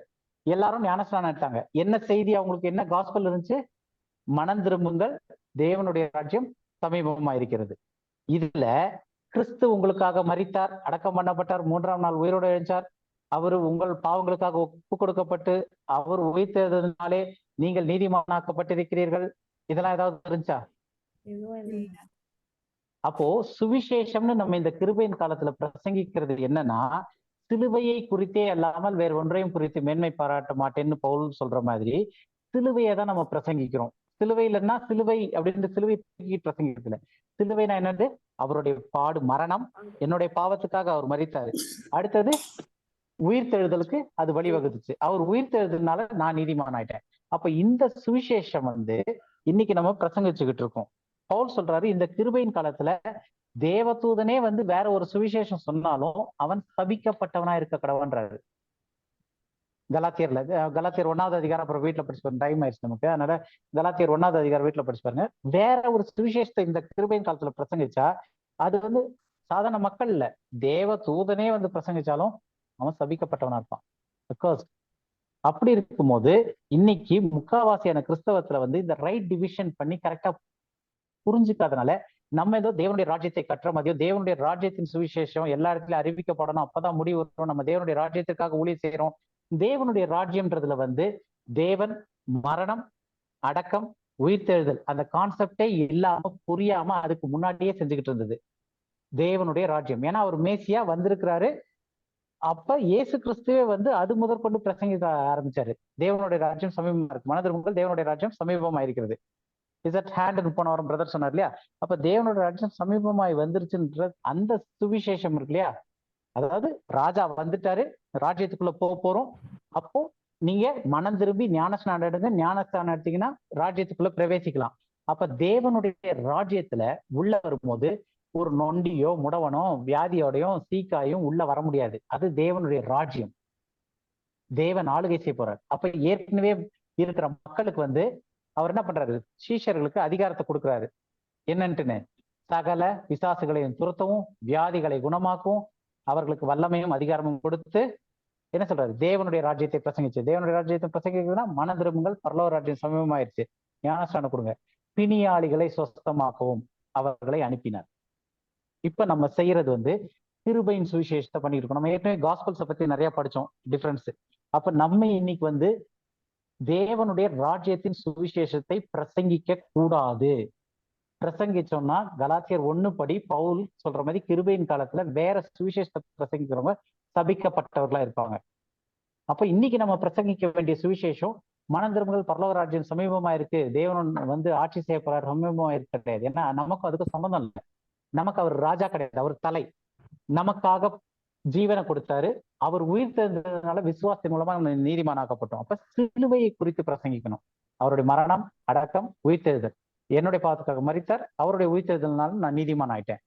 ஸோ இந்த காஸ்பல் தான், இந்த சுவிசேஷம் தான் நம்ம இன்னைக்கு பிரசங்கிக்கிறோமே தவிர, இந்த சுவிசேஷம் வந்து காஸ்பல்ஸ்ல இருக்கக்கூடிய அந்த 4 சுவிசேஷங்கள்ல இருக்கக்கூடிய அந்த தேவனுடைய ராஜ்யம்ன்றது வந்து நமக்கு புறஜாதிகளுக்கான சுவிசேஷம் கிடையாது. கிளியரா இருக்கா? ஸோ கடைசி இந்த ஏற்கனவே இதை நம்ம போன வாரம் பார்த்ததுதான், அதை அப்படியே சொல்லி கன்க்ளூட் பண்ணி முடிச்சிடறேன் நான் இந்த வாரத்துக்கு. என்னன்னா, கர்த்தராகி இயேசு கிறிஸ்து இந்த பூமியில வாழ்ந்தப்ப அவர் ஒரு சிறு எழுத்தையாகிலும் ஒரு எழுத்தின் உறுப்பையாகிலும் நியாயப்பிரமாணத்திலிருந்து அழிக்க வரல, மாறாக நியாயப்பிரமாணத்தை நிறைவேற்ற வந்தார். அப்ப இயேசு கிறிஸ்து நியாயப்பிரமாணத்தை நிறைவேற்ற வந்தார்னா ஏதோ 1-2 பாயிண்ட்ல கூட மிஸ் பண்ண முடியாது. ஏன்னா ஒரே ஒரு நியாயப்பிரமாணத்துல மிஸ் பண்ணாலும் மொத்தத்துக்கும் கடனாளி ஆயிடணும். மொத்தமே மிஸ் பண்ணதா கணக்காயிடுது. அப்ப 0 மார்க்கா 100 மார்க்கான்னும் போது எல்லா மனுஷனும் முயற்சி பண்ணி எவ்வளவு வந்தாலும் 100 டச் பண்ணலன்னா டோட்டலா 0 தான். அப்ப இயேசு கிறிஸ்து ஒருத்தர் தான் குவாலிஃபைடு. எதுக்குன்னா 100% நிறைவேற்றுவதற்கு குவாலிஃபைட் ஆனவர். அப்ப அவர் வந்து 100% நியாயப்பிரமாணத்தின் படியே வாழ்ந்து அந்த நியாயப்பிரமாணத்தை அழிச்சு விட்டுறல, அதை முழுசா நிறைவேற்றி அதை சிலுவையில முடிச்சிட்டாரு. அவருக்குள்ள நான் ஃபுல்லா முடிச்சிட்டேன் அப்படின்னு சொல்லிட்டு, இதுக்கப்புறம் எனக்கு அப்புறம் நியாயப்பிரமாணம் கேரி ஓவர் ஆகி போறது கிடையாது அப்படின்னு சொல்லி அங்க சிலுவையில முடிச்சிட்டாரு. 2வது, இயேசு கிறிஸ்து இந்த பூமியில வாழ்ந்தப்ப புறஜாதிகளோட அவர் ஒன்னா சேர்ந்து போக வர, பேச, அவங்க வீட்டுல சாப்பிட, இந்த மாதிரி எல்லாம் பண்ணியிருந்தாங்கன்னா, அப்போஸ்தலர் 10வது அதிகாரத்துல 28வது வசனத்துல சொன்ன மாதிரி பேதுரு வந்து நான் கொர்நேலிய வீட்டுக்கு போறதுக்கு பயந்திருக்க தேவையில்லை, மாட்டேன்னு சொல்லி இருக்க வேண்டிய அவசியம் இல்லை, தேவன் அவனுக்கு வெளிப்பாடு கொடுத்திருக்க வேண்டிய அவசியம் இல்லை. அப்ப இதெல்லாம் நடந்ததனுடைய காரணம் என்னன்னா, அது வரைக்கும் அப்போஸ்தலர் 10வது அதிகாரம் வரைக்குமே சீஷர்கள் எந்த ஒரு புறஜாதியோடையும் சேரல, பேசல, கலக்கல. அப்படின்னா அவரோட கூட இருந்தப்ப இயேசு கிறிஸ்து வாழ்ந்துகிட்டு இருந்த காலத்துல வந்து இயேசு கிறிஸ்து நிச்சயமா புறஜாதியோட பேசல, அவங்களோட செய்யல, போக்குவரத்தா இல்லைன்றது உறுதியாகுது. ஏன்னா பிரதான அப்போஸ்தலன் யாரு? பேதுரு. பேதுரு தான் ஃபர்ஸ்ட் அப்போஸ்தல், பிரதான அப்போஸ்தல் லிட்டில் ஃபிளாக்குக்கு. ஸோ அவரே வந்து இல்லைன்னு சொல்லும் போது, அவர் முன்னாடி வாழ்ந்திருந்த டைம்ல அது வரைக்கும் அவருக்கு அது கிடையாது. அப்போஸ்தலர் 10வது அதிகாரத்துல கொர்நேலிய வீடு தான் அவருக்கு ஒரு புது அனுபவம், முதல் அனுபவம். அப்ப அதுக்கு முன்னாடி இந்த இயேசு கிறிஸ்து அதை செஞ்சிருக்க வாய்ப்பு இல்லை. 2வது, நம்ம எல்லாம் அப்ப எப்படி இருந்தோம்? புறஜாதிகள் அப்படின்னும் போது கிறிஸ்துவை விட்டு பிரிந்து எபேசியர் 12 பதில 2:12 அக்காலத்திலே கிறிஸ்துவை சேராதவர்களும் இஸ்ரவேலுடைய காணியாட்சிக்கு புறம்பானவர்களும் வாக்குத்தத்தத்தின் உடன்படிக்கைகளுக்கு அந்நியரும் நம்பிக்கை இல்லாதவர்களும் இவ்வுலகத்தில் தேவனற்றவர்களுமாய் இருந்தீர்கள் என்று நினைத்துக் கொள்ளுங்கள் இருக்கு. அப்ப அப்படிதான் நம்ம இருந்தோம். அப்ப நம்ம கிட்ட புறஜாதியா இன்னைக்கு கிருபையின் காலத்துல ரட்சிக்கப்பட்டிருக்கிற நம்ம கிட்ட இயேசு கிறிஸ்து வந்து பேசவே இல்லை. இயேசு கிறிஸ்து தன்னுடைய நியாயப்பிரமாணம் எல்லாத்தையும் வந்து சிலுவையில முடிச்சு வச்சிட்டாரு, நிறைவேற்றிட்டாரு. அது வரைக்கும் அவர் எந்த புறஜாதிகிட்டையும் பேசவே இல்லை. அப்ப சிலுவையில நிறைவேற்றின பிறகுதான் அவர் பேசினார் அப்படின்னா, அப்ப அது வரைக்கும் பேசணும் போது அவர் பூமிக்குரிய ஊழியத்துல இருந்தப்ப இயேசு கிறிஸ்து எங்கேயுமே மத்தேயு, மார்க்கு, லூக்கா, யோவான் இந்த 4 சுவிசேஷங்கள்லயும் தெளிவா நம்ம உறுதியா சொல்ல முடியும், இயேசு கிறிஸ்து எந்த புறஜாதி கிட்டயோ இல்ல இந்த கிருபையின் காலத்துல வரக்கூடியவங்க கிட்டயோ பேசவே இல்லை. அவர் பேசினது மொத்தம் நியாயப்பிரமாணத்துக்கு உட்பட்டு இஸ்ரவேல் ஜனங்களுக்கும் நியாயப்பிரமாணத்துல இருந்தவங்களுக்கு கிட்ட மட்டும் தான் பேசியிருக்காரு. பேசி நியாயப்பிரமாணத்தை நிறைவேற்றிருக்காரு. கிளியரா இருக்கா உங்களுக்கு? வேற ஏதாவது சந்தேகம் இருந்துச்சுன்னா கேட்கலாம். சந்தேகம் ஏதாவது இருந்துச்சுன்னா கேட்டுட்டு நம்ம 2 காரியம் படிச்சிருக்கோம். இயேசு கிறிஸ்தனுடைய பூமிக்குரிய வாழ்க்கையினுடைய நோக்கம் என்ன, அடுத்தது நம்ம கிட்ட பேசலை அப்படின்றது. அடுத்த வாரம் வேற சில காரியங்களும் இருக்கு, அதெல்லாம் நம்ம படிப்போம். ஸோ இந்த இன்னும் ஒரு பாயிண்ட் இருக்கு. அந்த பாயிண்ட்டை முடிச்சிட்டோம்னா இயேசு கிறிஸ்து நம்ம கிட்ட பேசலன்றதோட சேர்த்து அடுத்தது வேற சீஷர்கள்லாம் எப்படி பண்ணாங்க அப்படின்றதையும் நம்ம பார்த்துக்கலாம். நிருபங்கள்ல எப்படி வருது அப்படின்றது. வேற ஏதாவது கேள்விகள் ஏதாவது இருக்கா? ஏன்னா நிறைய கண்டென்ட் போயிட்டே இருக்கு. ஆக்சுவலா நிறைய क्वेश्चंस வரணும். இப்போ போயிருக்கிறதுக்கு யாருமே क्वेश्चंस வரல. ஒண்ணே ஆக்சுவலா நீங்க ஒண்ணு செய்யுங்க பிரதர், அடுத்த வாரத்துல இருந்து நீங்க தான் கொஞ்சம் क्वेश्चंस கேட்கணும். இல்ல ஆக்சுவலா இது எடுத்ததுக்கு இப்ப நான் வந்து உட்கார்ந்து இருந்தேன்னு வச்சுங்களேன், ஒரு 10 கொஸ்டினாவது கேட்கணும். ஃபர்ஸ்ட் பிரதர், தேவனுடைய ராஜ்யம் இருக்குங்களா, அது என்னது அப்படின்னு ஃபர்ஸ்ட் கேட்பேன் நான். அப்போ அந்த மாதிரி கேள்வி கேட்கும் போதுதான் இப்ப நம்ம ஒரு ஒரு சிலபஸ் மாதிரி ஒரு போட்டு இது பண்ணிட்டு இருக்கும்போது இந்த இதுல பாயிண்ட் நீ கேட்கும் போது அப்ப நாங்க டிவியேட் கொடுக்க முடியும். டெப்த் அப்படி போனாதான் வந்து எனக்கு நம்ம ஒரு ஸ்ட்ரக்சர் கொண்டு வந்துட்டோம். அந்த ஸ்ட்ரக்சர்ல இருந்து டிவியேட் பண்றதுக்கு நீங்க கேள்வி கேட்டாதான் வந்து டிவியேட் ஆகி இன்னும் ஆழமா புரிஞ்சுக்க முடியும். இப்ப சொல்றேன் இல்லைங்களா, எதுக்கு சாப்பிட்டாரு போய் சாப்பிட்டாங்க இல்ல அதை போய் இவ்வளவு தூரம் போட்டு இது பண்ணிட்டு இருக்கீங்க, சரி சாப்பிட்டாரு விடுங்க, அது பிரச்சனை இல்லையா அப்படின்னும் போது இப்ப அந்த கேள்வி நீங்க கேட்டுருந்தீங்கன்னு வச்சுக்கோங்களேன், அப்போ வந்து அதுல வந்து நிறைய ஆழமான சத்தியங்கள். அதுதான் வந்து இந்த வேதத்தை புரிஞ்சுக்கிறதுக்கான அடிநாதமே அதுதான். அது மாதிரி இப்ப தேவனுடைய ராஜ்யம்னா என்னது, பரலோக ராஜ்யம்னா என்னது, நாம எந்த ராஜ்யத்துல இருக்கிறோம், நம்ம என்ன ராஜ்யத்துல போறோம், இதெல்லாம் ஃபண்டமெண்டல் கொஸ்டின்ஸ். அப்ப அவங்களுக்கான சுவிசேஷம் என்ன, நமக்கான சுவிசேஷம் என்ன, இந்த மாதிரியான கேள்விகள் வந்து மனசுல வரணும். சரிங்களா? Okay right. பிரதர் 7:30 ஆயிடுச்சு வந்தது. ஆமா, உங்களுக்கு ஏதாவது கேள்விகள் இருந்துச்சுன்னா நம்ம குரூப்ல கூட போட்டு விடுங்க. ஏன்னா அது வந்து எங்களுக்கு மெயினா வந்து உங்களுக்கு ரெண்டாவது, எங்களுக்கு வந்து ஃபர்ஸ்ட் அது படிக்கிறதுக்கு யூஸ்ஃபுல்லா இருக்கும். சொல்லுங்க. இப்போ வந்து யோவான் ஸ்நானகன் சொல்றாரு இல்லையா, பரலோக ராஜ்யம் இருக்கிறது அப்படின்னு சொல்லிட்டு, அப்போ அது வந்து நமக்குரியது கிடையாதுன்றது இருக்கு. அப்ப இப்ப வந்து இப்ப இருக்கிற சபையில வந்து தங்கள் பாவங்களை அறிக்கையிட்டு ஜெபம் பண்றோம் அந்த இது கொண்டு வராங்களே, அந்த இதோட கொண்டு வராங்களே, இயேசு கிறிஸ்துவோட புறஜாதிகளுக்கும் அவர் இது பண்ணாருன்ற மாதிரி நமக்கும் அவரு வந்தார், நமக்காகவும் வந்தாருன்ற மாதிரி அறிக்கையிட்டு ஜெபம் பண்ணுங்கள் அப்படின்னு சொல்றாங்க. அந்த பரலோகராஜ்யத்துக்கும் யோவான் ஸ்நானகன் சொன்ன காரியங்களை இப்ப நம்ம இதுலயும் கேக்குறாங்கன்னு சொல்றேன். கேக்குறாங்க இல்லையா, அறிக்கை பண்ண சொல்றாங்க இல்லைங்களா. இப்ப வந்து 13 வாசிங்க சொல்றாங்க. 13 தானே பிரதர்? எபிசியர் 1:13 தானே? 1:13 சொன்னது. 13 அறிக்கைன்னு வருது இல்லையா, அது வந்து ரோமர் 10:10 வரும். இல்ல இப்ப வந்து என்ன அறிக்கை செய்யணும்னு ஃபர்ஸ்ட் என்ன அறிக்கை செய்யணும்னு சொல்லிட்டு வந்துடலாம். ஓகே 13 இல்ல பிரதர், எனக்கு என்ன அறிக்கை செய்யணும்ன்றது ரெண்டாவது, நம்ம அறிக்கை செய்யணுமான்றத நான் கேக்குற கேள்வி. அப்ப அதுதான் சொல்றேன்.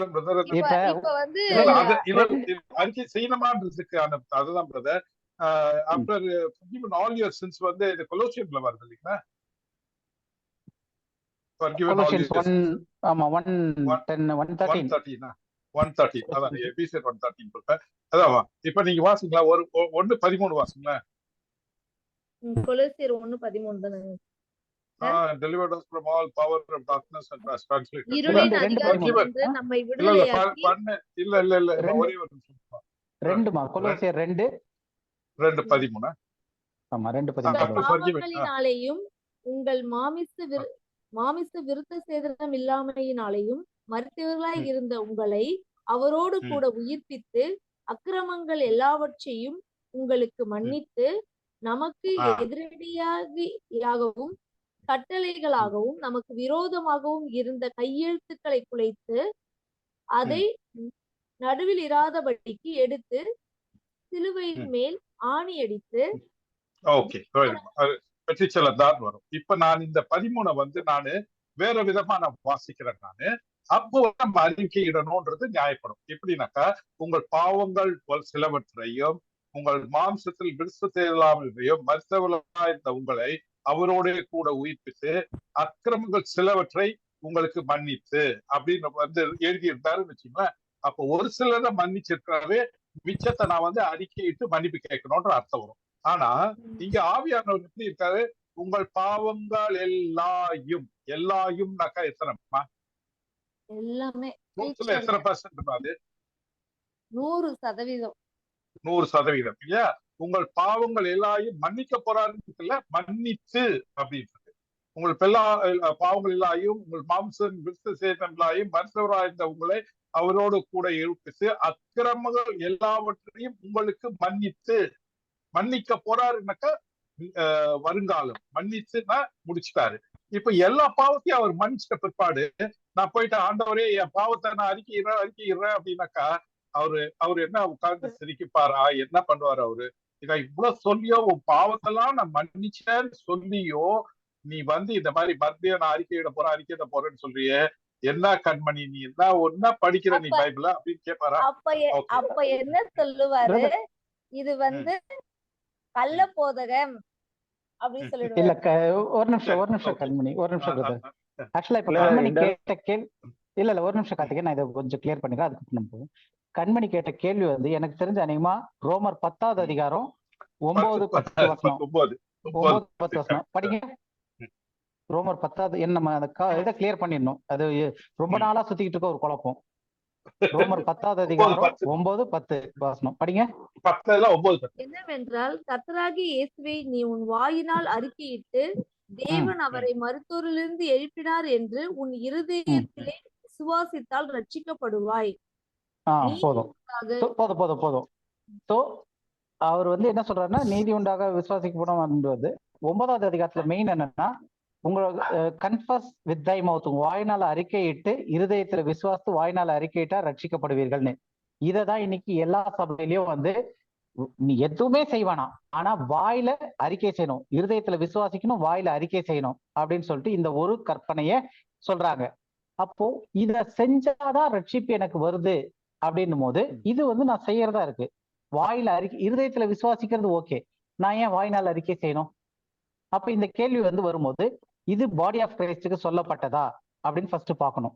அப்ப ரைட் டிவிஷன்ல நம்ம கரெக்டா வரும்போது என்ன பண்றோம் அப்படின்னா, முதல் இப்ப 10வது அதிகாரம் தானே படிச்சீங்க, அதுல முதல் 2 வசனம் படிங்க. சகோதரரே, இஸ்ரவேல் ரட்சிக்கப்பட வேண்டும் என்பதே என் இருதயத்தின் விருப்பமும். நான் யார் ரட்சிக்கப்பட வேண்டியது? இஸ்ரவேலர். அப்ப இது வந்து பாடி ஆஃப் கிரைஸ்ட் சொல்றதா இல்ல இஸ்ரவேல் திருமந்தையில வர்றவங்கள சொல்றதா? இது இஸ்ரவேலர் ஜனங்களுக்கு பிரதரன்னு சொல்லிட்டு இஸ்ரவேலர் கிட்ட சொல்றாரு. அந்த முதல் 2 வசனம் படிங்க மறுபடியும்.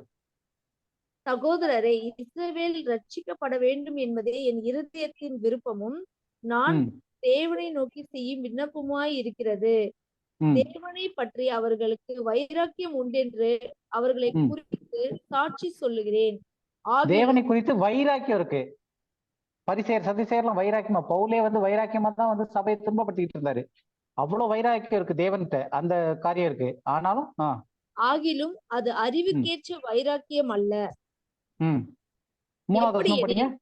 எப்படி எனில் அவர்கள் தேவ நீதியை அறியாமல் தங்கள் சுய நீதியை நிலைநிறுத்த தேடுகிறபடியால் தேவ நீதிக்கு கீழ்ப்படியாதிருக்கிறார்கள்.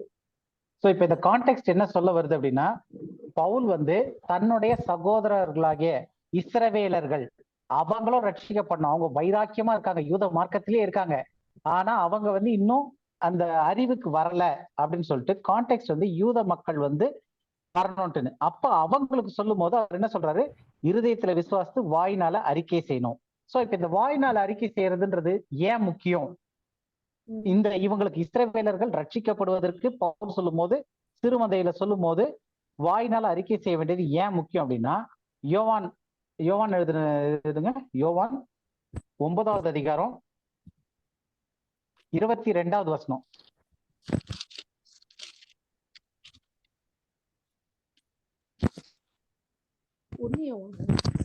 இல்ல வெறும் யோவான் எழுதுற சுவிசேஷம், யோவான் 9:22. அவனுடைய தாய் தகப்பன்மார்கள் யூதருக்கு பயந்ததினால் இப்படி சொன்னார்கள். ஏனெனில் இயேசுவை குறித்து இயேசு என்று என்னாவது அறிக்கை பண்ணினால் அவனை ஜெப ஆலயத்துக்கு புறம்பாக்க வேண்டும் என்று யூதர்கள் அதற்கு முன்னமே கட்டுப்பாடு செய்திருந்தார்கள். புரிஞ்சா உங்களுக்கு இந்த வசனம்? இந்த வசனம் இது அப்படியே இருக்கட்டும், இதை எக்ஸ்பிளைன் பண்றேன். இது அப்படியே வச்சுக்கிட்டு இன்னொரு பக்கம் அப்படியே திருப்பி லூக்கால 12வது அதிகாரம் 8வது வசனம். ஏன்னா இது எல்லாரும் இன்னைக்கு கிறிஸ்தவத்துல உட்காந்து ஒரு குழப்பா இருக்குது. லூக்கா 12வது அதிகாரம் 8வது வசனம்.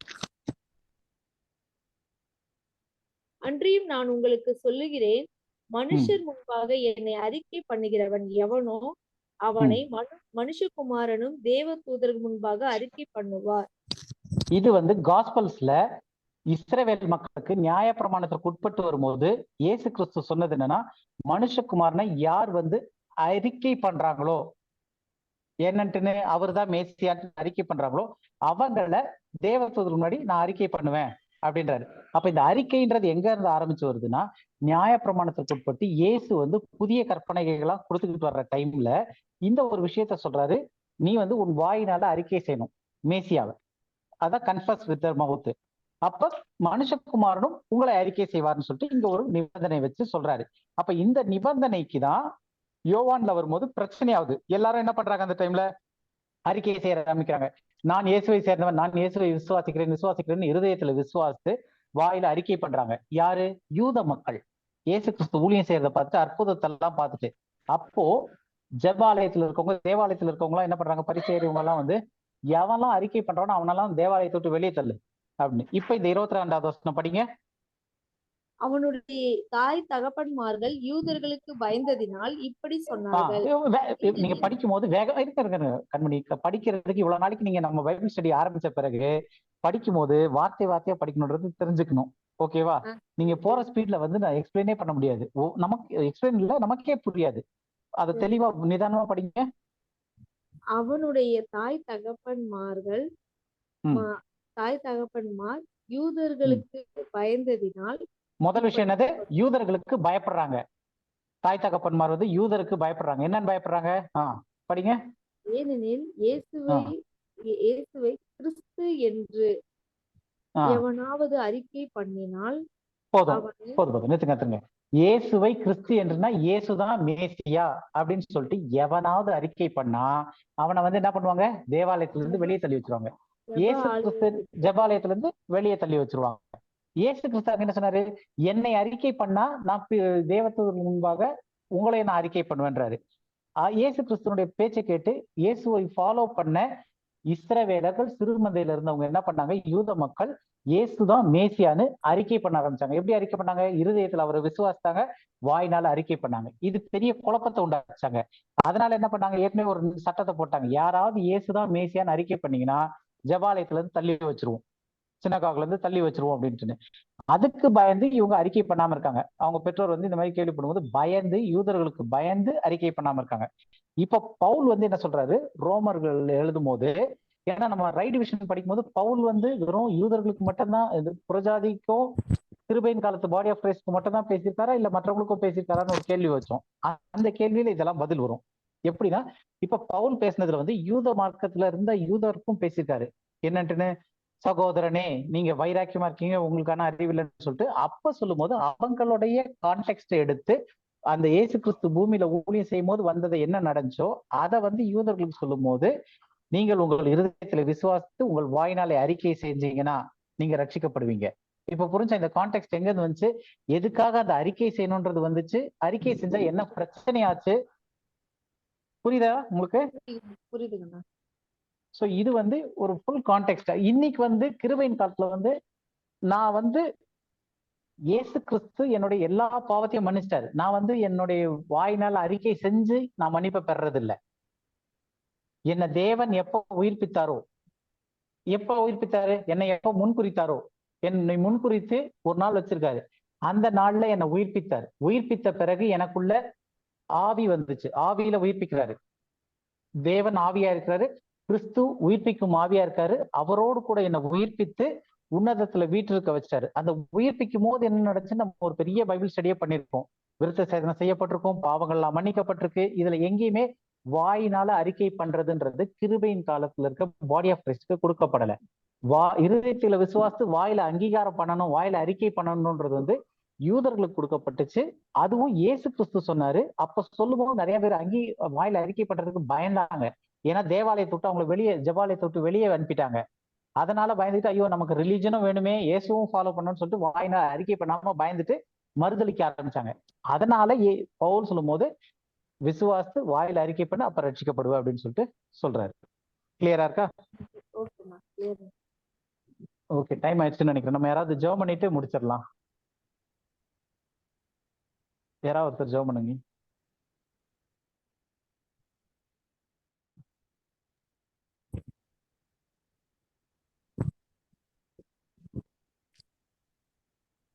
யாராவது ஒருத்தர் சொல்லுங்க.